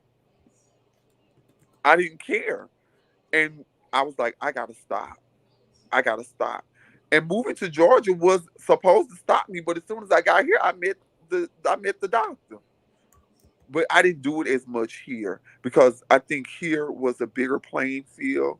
You know, I could get killed here, and like in New Orleans, my mom and them knew I lived here. I partied here. I grocery shopped here. You get what I'm saying? Here in Atlanta, bitch, you got Peachtree running for 8 miles. Canal Street only run for like 7, 10 miles. You know what I'm saying? You turn off Peachtree, bitch, you might be in Sandy Springs. Or you know, so I was like, nah, bitch, you can't do it here. You gotta slow your roll. It kills me to get up every day and put my finger on the time clock, knowing all this potential going to waste. It kills me. It kills me. But hey, you got to do what you got to do because you do. In the end, you do. Living is it's survival. It's survival. Put it like that. Prostitution is nothing but survival. For this trans woman, it was for survival. It wasn't for clout. It wasn't for how many men I could take a night. It wasn't. It was survival. It was like nobody's gonna hire. Nobody wants to hire me because I'm in transition and I don't look the part right now. And it was survival. God, I need to write a book. You say you do miss it though sometimes. All the time. Bitch, all the time. Imagine driving any car you wanted to drive or renting any car you wanted to rent. These men were like, I was renting cars. I had these men renting me cars. Or the black boy who I was wanting driving the car, dropping me off at work, dropping me, that's what I called it, dropping me off at work 30 minutes here. And he not even knowing what I'm doing. I'm putting Visine in his beer to put him to sleep. So he out there in the car waiting for me while I'm upstairs doing some woman husband trying to make $1 out of 15 cents. And Mm, you do feel worthless after you look back, you like, bitch, all that time you wasted. You could have been in a serious relationship with one wealthy man and yeah, lived but you don't think like that until you start seeing the gray hair and when your time is almost up, that's when you start realizing all the people could have been in your corner and you fucked it up because they caught you with somebody else or you told them or you gave them a sexually transmitted disease. You know what I'm saying? But hey, my life, my story. hmm. But as long as you don't, and one day you just got up and said you don't want that anymore. Yeah, I just stopped. And then I was making most of my money on Craigslist. So when Miss Trump got in here and took Craigslist away, I was like, fuck. Like, cause like it was too much competition on Backpage. It was like page after page after page of trans girls on there. You know, and all of us are doing the same thing. All of Mm, us were fully functional, pretty face. The only thing that I had really going for me was I was going through my transition. So I didn't have big breasts. So when I said fully functional, they looked at me and said, "Oh yeah, she's fully functional." You get what I'm saying? right. I wasn't full of hormones at the time. I was so when they looked at me, they like, "Oh yeah, I'm gonna have fun with her," and that's the only thing that put me in the top two. So when they stopped that, I was like, bitch, what the fuck you gonna do now? So I was like, fuck. Now what you gonna do now? Cause Grinder, Scruff, and all that, those are men. They're looking for men. You might, out of 100 profiles, you might get 10 that's looking for a trans woman. And they're not wanting to pay. Right, they They want you for fun. right. They're not wanting to pay. So I was like, gosh, maybe this is my sign for this to be over. And I came here. I came here with stolen money. I came here with like 45, $55,000 that I had done stole. I came here with money. stolen money. Wow. So yeah, I was something, Greg. I was something. I was something. I could run faster. I could jump higher. Back then, I was something. A slammed car door and some heels walking the pavement was a fucking original soundtrack playing in my mind. Also used to walk the pavement too. Hell yeah. Hell yeah. I used to walk the red light district, honey. New Orleans, baby, I used to tear New Orleans up. But and then when I stopped, it was a trans epidemic. They were killing us, like gunning us down. So that a lot. It wasn't just. It was a lot of factors that weighed in on me stopping. It just wasn't you getting old and this getting play. It was a lot of stuff that was stopping, stopping me from doing it. But hey, that was my life. Mm, That's why when Manaya be telling her story, I just like, girl, I lived this so stuff. you I lived it. know. I So know how what you old was mean. you when you first got into it? Ooh. Uh, about 20 through, no, about 26. About 26. Cause I made a decision to move out my mama house. And my birthday, October 1st, I had my first sexual encounter on my birthday or the day after. And in between me having that and my second sexual encounter, which was another year later, that's when I started experimenting with prostitution. And this trans girl who took a liking to me, she told me to, she's like, now, she gave me the fundamentals. She was like, do your piece still work? Can you take dick? And this, that, and the third. And I was like, yeah, no. I answered You all said her the questions woman asked you truthfully. that? Yeah. Why she I, because the hormones or something? yeah, yeah, like now I'm not fully functional. I would have to stop my hormones for like a while to become fully functional. It's not like it can't happen, but it would take more time to happen. Why? And Because so when you not fully function, that means you can't get it. You can't right, you can't get an erection. And nowadays that's the end thing. it Back is. then it was taboo. It was taboo for a trans girl to sleep with a man and penetrate him. And I asked the dude, I was like, why y'all want girls to penetrate y'all? Why y'all just don't go and get a man? And he was like, well, I'm the type of dude, I don't want no masculinity around me. I want to get fucked. And when I look back, I still want to see a girl fucking me. He was like, that's the mind space that I'm in. He was like, I just want to be touched by something feminine, kissed by something feminine that has something extra. Mm-hmm. And I was like, oh, but extra comes with extra. He was like, what that mean? You never quote a price. You never take the money out their hands. You never go to their. She taught me all that kind of stuff. What she She mean? You never quote a price? You never, okay, for instance, in New Orleans it was a big thing to catch a girl prostitute. They called it crime against nature in New Orleans. So Go to if jail? yeah, you go to jail on the spot. Okay, Shit, okay. on the fucking spot. So if they catch you, you like, what's up, daddy? What's going on? And you get in the car, you talk through the car window or whatever, and it was like, oh, I just need some companionship, because they're not supposed to say, I want to fuck you or I want you to suck my dick. They're not supposed to say that either. So that's a clue, or should be a clue for an experienced girl. But you have to learn these things. So if they keep on talking in your windows, you like, oh, okay, I'm about to cut the block, meet me around the block or whatever, and you go hide in the alley or run in the club or something, because that's the police. And he could also say you quoted a price to him.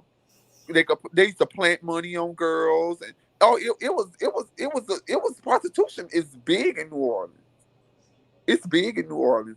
So she told me, she was like, never quote a price, never go, always try to have your own car, or never get in a car with two men. or if y'all in a taxi, never always have your hand on the door latch just in case he pull out a knife or something on you and you jump out. And then I got robbed at gunpoint. I got robbed at gunpoint, and So you never, don't quote a price because you don't know if they 12. you don't know if they're a policeman or not. Right. So the thing was, um, give what's my donation? What are you gonna donate to me? And they are what are my roles is? You know, you find a cliche word to tell them. Or back when I was doing it heavy, I will open up. They say you can open up a magazine, and this is a subscription, and they put the money in the envelope. I mean, in the magazine. You pick up the magazine and you go, go where the money is, and you look at it and you like, oh, okay. Then you go in the bathroom and get yourself freshened up, find a hiding space to put your money, and do what you got to do, you know, and you go. But So did you usually get busted? Have you ever been I busted never, for it? thank God, I never went to jail. Never went to jail for it. And I was with somebody and we was about to do a double and they went to jail and I didn't. Why is that? Because I was a smart bitch. I went the other fucking way. I was a smart bitch. I went back to hell no. And like I've been in situations where the dude, like it's two dudes and they, the rooming house is, right? Hmm. We were all in a rooming house. Nut but trans girls. Nut but trans girls. And we met these dudes on Canal Street. This was a big, it might have been Mardi Gras.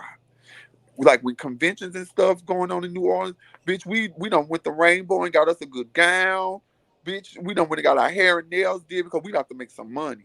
Them conventions with them Baptists and all that kind of stuff, baby. We used to turn New Orleans up. And me and my friends went out. It was me, Kim, Basha. It was three of us and it was four dudes. So the dude I wanted was the driver of the car. So I sat in the front. My friend Kim was in the back with her dude, and Basha was in the back with her dude. All of us had separate rooms in the rooming house. My dude was like, what we gonna go? What we gonna go? I said, took him upstairs, me and the girls got together. We gonna take 30 minutes, bitch. We going back out, freshen back up. We gonna catch a cab. We gonna go back out. We done already got this in our head. They done got in their head. They gonna fuck all us for free. What So the? it's two games going at the same time. So Misha, I'm about to get graphic. Misha having 5 stars in the head department. He done started liking me at this point. So he says, I gotta tell you something. I'm like, what? We left our wallets in the car. We ain't trying to pay y'all. Um, what I like you. I can't do that to you. I like you. I said, well, look, I gotta go tell my girls, I ain't gonna tell them you said it. I'm just gonna go find a way to tell them, this ain't working out. So he was like, I'm gonna take your number because I know they're gonna be mad with me. I'm just gonna go sit in the car. I said, good thinking. Got his number, called his phone. It was really his phone number. Blase, blase, whoop, whoop. So I go knock on Kim though. She fucking at this point. They fucking. He got her bent over the motherfucking window. They're fucking at this point. Hmm. Too late. I can't. Too late. Too late for her. I go down the Basha room, Basha and her dude just talking. She massaging him with some baby oil. So I say, Is she having sex with the guy and he didn't pay her? yeah, Like, he's fucking her. They're fucking. so I'm saying, does that mean that she got her money? No, they didn't plan to pay us. That was the game. They didn't Oh, plan. okay. All of them left their wallets in the car. They didn't plan to pay us. So They y'all didn't planned to get y'all fuck. money at first in the beginning. Yeah, which was stupid on us because Right. they were some good hot boys or whatever. So Got we thinking, we about to go up there and drink, get fucked, make it. some money. Hmm. We're not thinking with the right side of our brains either. She fucking to Hmm. do at this point. I still didn't watch for like 2 or 3 minutes because the bitch was hot. I go talk to Basha. Basha massaging her dude. I say, Basha, I put my nigga out, bitch. He ain't got no fucking money. So that's when she said, well, bro, this how much this service is or whatever. He like, oh, I thought you liked me, this, that, and the third. Slim, why you came and did that? Slim, you wrong for that shit, blase, blase, whoop de woo. And me and him arguing, and all both of us arguing, and this, that, and the third. So Kim done came downstairs. She heard us arguing in her robe. Look, y'all, I'm trying to do this and I'm trying to do that. Y'all got to quiet down and this, that, and the third. She go back upstairs, dude gone to the car. Mm. So that's when I told them what dude told me. Bitch, they fucked them boys' car up. They They, what was the boys at the time? they remember, one dude was still putting his clothes on from the massage. The other dude who was fucking Kim done nutted, so he going back to the car at this point. The dude who get massaged, they follow him downstairs. They fucked this boy car up. When I tell Mm. you they fucked that boy car up, I was like, y'all, we can't do that. This might not even been his car. Uh, This might have been a rental or whatever, whatever. Misha, he fucked me. Bitch, I'm like, but girl, we was wrong too. We ain't even throw up no money. We done got him home now. You know, we it was just a fucked up situation. Do I regret it? Yes. Because they taught me sometimes you got to do shit by yourself. If what I would have took him home by myself and gave him the 5-star treatment, he was gonna give me my money. you think so? Hell yeah.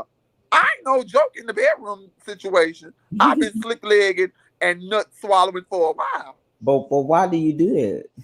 Just curious. Why do I do what? The slick legging. Uh, Is it to preserve your hoe? Hell yeah. Okay. Shit, yeah. I'm like, and then when you are prostituting, these are men with fetishes. So they want to fish you. They got 13 inches uncut, wide as all outside, and they trying to fuck you and they fucking you rough and like I've seen all of this kind of stuff. And they don't be So noticing. huh? They don't notice you slick legging there. Um, I guess with me being so well versed in doing it, Gotcha. You know how to do what you need to do. right. You know, I never So had a that problem. was my next question. You never had a problem where they be like, "Girl, stop playing." You No. ain't. Mm-mm. Now, when I tried to do it to my boyfriend, he was like, "Misha, I ain't in yet." I'm like, "Yes, you." No, I'm not. Now he knew. He was the only person that was like, "Bitch, this ain't what you think this is." So let But me ask you this: so, have you ever been penetrated? Then, when I was prostitute, like, yeah, yeah, hell yeah. When like the type of guy that I wanted came gotcha. through, hell yeah, and gave that bitch a discount. Hell yeah. Shit, yeah. But hell yeah. But I can also say I cannot walk away from being truthful and not saying most of them wanted my fully functional girl to do them because we become a fetish. This is a taboo thing. I am paying for a service. I'm not paying for love. I'm paying for a service. And you provide that service to me. And that's how they taught me to look at it. That Mm, does not diminish your womanhood. Bitch, this is your job. mm-hmm. But in my mind, oh, I used to cry. I'm a boy. I had to do this and I had to do that. And it was like, bitch, whatever you is, you got paid. All right. And I Oh, was so you looking. didn't like that? You wanted I them to did keep like not. I yeah. did not because Greg, some of the dudes were like your fantasy guy. Mm-hmm. And I'm sure 90% of them were married. I'm sure they were because they were too well kept. They were too well kept. And when they come to a girl, 90% of them don't want to penetrate you. 90% of them want you to penetrate them, especially being the body shape that I am, because they all think tall black men, quote unquote, black men got big dicks. Right. So that's what pushed me to the white side of the situation, because a black man he gonna always come up with shortchange you or try to talk you out, fucking him for free. Oh, I like you, Slim. I've been right. A white man, he got too much to lose to go through all that because he got a family, he got a house, he got a car, he got a job. He ain't trying to fuck over you. He Right. trying to get this shit done and get it over with and go back to Peggy Sue. So with this, we saying you never liked the black client. I never, no. I always, most of 99.9% of my clientele were white men, white or um Caucasian, or I used to do a little Mexican here and there because Mexicans are so horny. Some of them, bitch, before you even take their clothes, you kiss them on their thigh, they done nutted on side They your face. Cause they so intense. Yeah, yeah, yeah. They ready. You know what I'm saying? They that's come so on true. ready. Yeah, that's You know. true. So I most of So my you didn't work. have to do a lot of work with them. No, and that's the ones I like, bitch. Let me get 6 or 7 of these, and I could, and we all used to go to either two places. We went to Clover's Grill on on Bourbon Street, or this other place called We Never Close in the East, Hmm. and we would all sit there and talk about the night and all that kind of stuff. It was just like Pose. It was just like Pose. I couldn't get into that. It was just too gay. Ugh, I couldn't watch that show. I couldn't watch it. I only watched like 2 episodes. Yeah, I think I probably seen more. It's just not my. Yeah, Yeah, it wasn't. I didn't resonate with it. I I didn't. didn't either. I didn't resonate with it because I don't walk out into the world as gay. I walk out into the world as an individual. And I think when you get to them houses and all that kind of stuff, you're trapped. You're a sex siren. You walk sex siren. That's all you'll ever be seen as. If you face and you walk face, that's all. That's all. That's all it was to me. I don't resonate with balls and you know. And I went to see my friend perform at Marquette Sunday, and I'm like, I love my friend, but this just not for me. This I don't like drag shows. I never did, because I didn't grow up in that. I was like Fusions was right on the corner, Greg, and they had it's in the fucking hood, in the hood. Fusions was on the corner. They had another club called New Edition. They had the Duck Off. They had another club. Then they had another blues club and all that on the other side. Bitch, I'm over there with them. I say fuck a Fusions. I don't want no. When am I gonna get out of Fusions? Nothing but a gay heartache. I don't want nothing out of no fucking Fusion. Mm. Yeah, those was the days, honey. I don't even think a man won't even talk to me about some money at this point. I don't even because my price will be so fucking up there. He'll be like, "Oh, I go get me two crackheads for the low price of 99 cents and get the same result because I know my worth." You know what I'm saying? I know my worth.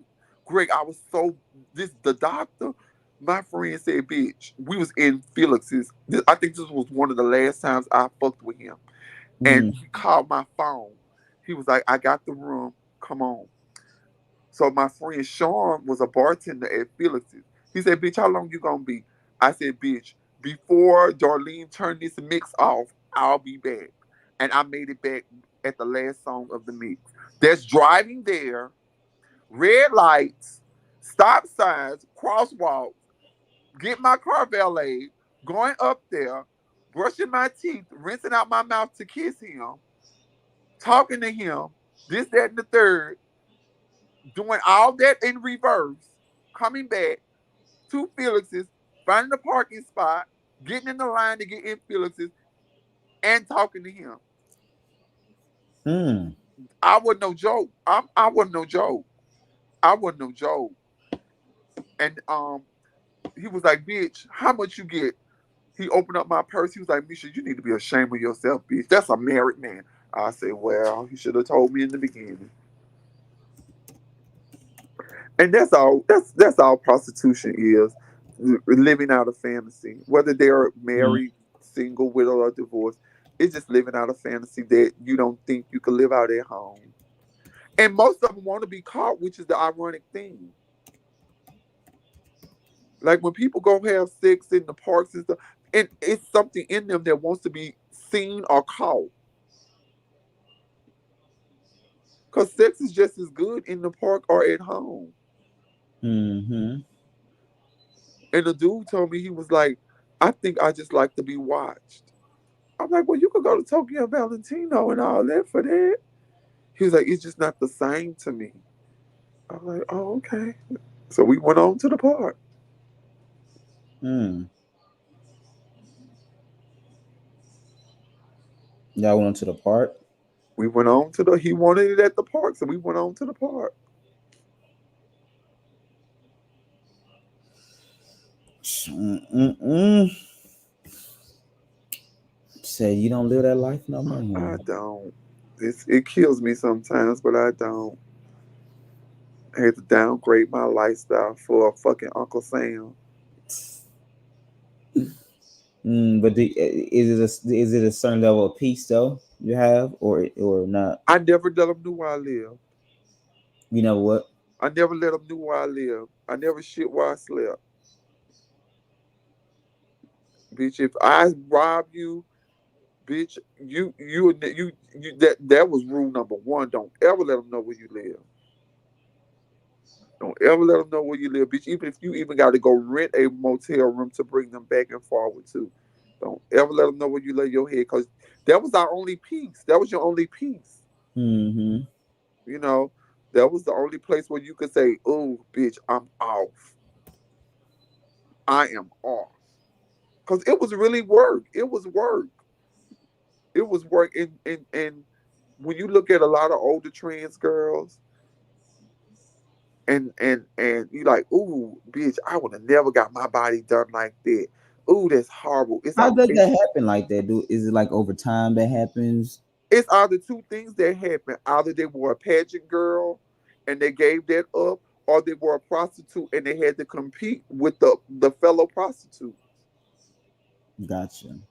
And I want the biggest titties. I want the biggest lips. I want the biggest ass. I want the widest hips.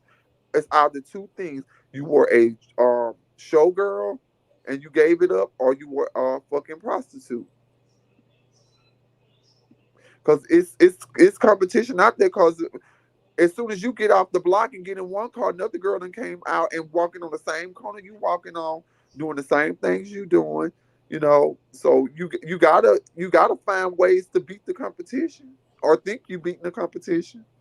Mm-hmm. That's the key word. Think you are. Yeah, because you really not. You making a fool out of yourself. But that's one thing I never, and I got silicone running all through my body. You name it, I probably got it there.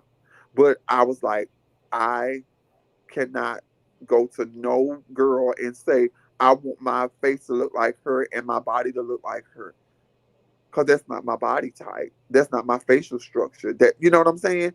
When I Mm-hmm. went, I told them, just make me a better version of me. Because I never wanted to do a show. I never felt like I had to compete with anybody, because most of them had did so much to their bodies. Like I was like slim, a little curve here, a little bump here. So that's what kind of pushed me through the door. So it was fun. I ain't gonna lie, it was fun. It Yeah, was it fun. gotta have some type of excitement to it. Like you said, it has its pros and cons to it. And great after I did it for like 5 years, about 5 to 7 years, and I never did drugs. God would never let it. My roommates did it. The boys who I was with did it in front of me. I don't even do poppers. So what you think kept you from doing drugs? God, Right. I I used to want to. Now, don't get me wrong, because it seemed like when they did it, they were fun, they were lively, they were. I used to like, oh, I want to try it so bad. I want to. Now, I ain't gonna lie, peer pressure is a motherfucker. Right. Peer pressure is a real thing, but I just never could. I never, like, God would never let me bend over that table, grab that rolled up dollar bill and do that line. They've offered it to me. I've looked at it and like looked at them and like, Mm-hmm. nah, I'll go listen to my Christina Aguilera. I'm off. I'm just gonna go. I would drink champagne with them. We would buy bottles of champagne, drink or whatever, but God would never let me do no hard drugs. Mm. And I'm thankful for that. I thank God for that Right, all the time. I'm especially yeah, so thankful. to be I'm said, so nothing thankful. but number Yeah. Nothing but God. nothing. Because yeah, because some people, like I said, the thing sometimes some people don't recover.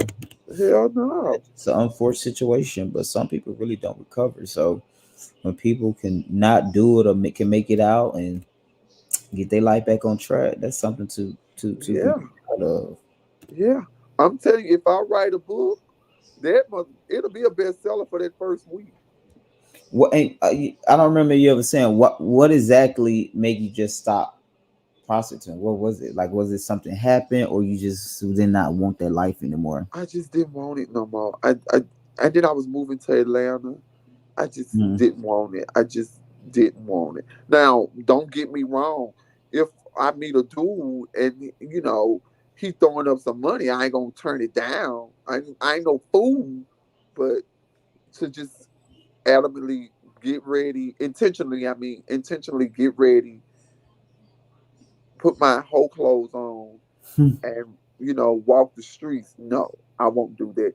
But if an opportunity presents itself, I ain't above it. Gotcha.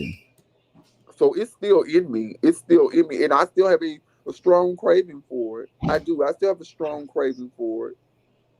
But because even though I've been in Atlanta 6 or 7 years, I'm practically new. I don't know everything everywhere. I still don't know that. Hmm.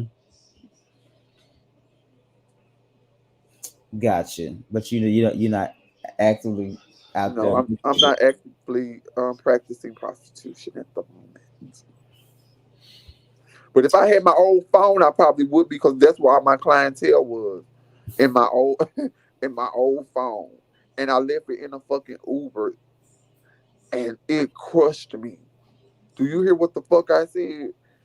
It crushed me. Like I was like, fuck, God really trying to pull me away from this with everything in here. Like I had all the men numbers, like I had them like rated by how much money they had done gave me or what they had done for me. Like I had like John paid my rent for 3 months, or I had them rated like that in my phone, Hmm. and I lost the damn phone. I was like, damn. How your social media? No, I don't. Well, they ain't gonna never give us their real shit. Right. They gonna never give us their real name and all that kind of stuff. Bitch, we'll be the last one to know. Cause my friend, she was prostitute. Because Mhm. real women do it in New Orleans. Real women do it too. And she Oh was yeah. telling me about her situation where she didn't know the dude was married and he was a regular client. And this bitch had a seizure and fell out at her house. Mm. And she was like, should I kick him out the door or should I call the ambulance? What am I going to say? What is he going to say when he wake up? Is he going to remember this? Or he going to say I tried to rob? Like, what do you do? What did she do?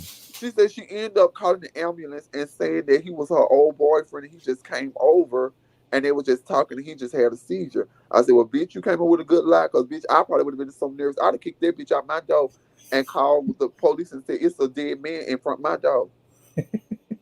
Because that's what they do to you if you down at the black doctor, at the witch doctor house. Oh, for real? Bitch, they politely roll your ass up, throw your ass out the door or on the curb somewhere, and call the police and say it's a dead body. I seen a dead body, such and such and such and such. That mean like if you on an operation table and something go wrong? Hell yeah, cause bitch, you dying for them titties, bitch. We shit. Oh, so Hell people, yeah. so a lot of people go underground and get their titties. I win. What? This ain't nothing but silicone. I win Mm. more than once, maybe 5, 6 times. I win Why you have to keep going back? because it's a process. I still ain't done, but I'm like, nah, these bitches dying for real. But yeah, it's a process. This a transition. I guess that's why I be so pissed off when the Brysons and the Dantes of the world don't respect it. Mm-hmm. because it's a process that we be going through, a live or die process, which is our choice, but it's Mm-hmm. a live or die process we be going through. This ain't nothing you just wake up and If you go to a regular doctor, you don't have to keep going back, right? no, no. So Like what makes this process different? They don't last long in this. no, this process is quicker. You see your results faster. I'm You saying know, in cities, do they open you up and put the silicone? bitch, you get a needle. The needle be about is the needle is like a nail. It's horrible. It's horrible. They get a syringe, like a turkey based syringe. Mm-hmm. They tell you, bitch, close your eyes and hold your breath. Is No that fast? anesthesia, no anesthesia, no Tylenol, no nothing. You pray before you go, and you pray before you leave, and you pray while you laying up till your shit settle. And do they automatically turn big, or you tell them which Yeah, size? you see, you see it as they pumping it in you. Oh, what? And you be It's like a air. It's like a you put air in the inner tube. and you be woke? Yeah, Oh, you better be woke, bitch. You better be woke, or your ass gonna be rolled out the front door. so you do you know a situation where they have rolled people out? No, I know situations where the same person who did me allegedly killed. I'm gonna say this. I'm gonna say this. When you put in your mind you want silicone from somebody that's probably don't even work in the medical field, or if they work in the medical field, they are fucking CNA. Mm-hmm. And you put in your mind that you want silicone because you seen another girl's result, and you go to that person's house and you get these injections and you end up dying from it. I don't think that that's the person who did it to you fault. I don't think that's the man fault. What happened to Michael Jackson? Michael Jackson did that to himself. Now, the man brought the product to the home of Michael Jackson, yes, but he did not kill Michael. Michael killed himself. So, the lady who pumped me I think she pumped me twice. She ended up, it was a big thing. A lady ended up dying, or a couple ladies ended up dying because once you put this raw silicone in you, it goes through your bloodstream like your blood, and it can get locked up in your lungs. You can get sick and die. You really can. You can get sick and die. You can die from trying to be beautiful. You really, really can. And that lady died in jail. Miss Tracy died in jail. But I do also think that sometimes you got to know when to hold them and when to fold them. Sometimes enough is enough. How wide do you want your hips? How fat do you want your ass? How big do you want your titties? Sometimes you just got to say, you know what, my body can't have. I didn't want all that. I didn't want all that. Oh, you didn't want all that? Hell no. What I look like with Wendy Williams' breast and a BBL booty with Right. my legs a fucking 3 inches in a circular dimension. Bitch, you look artificial.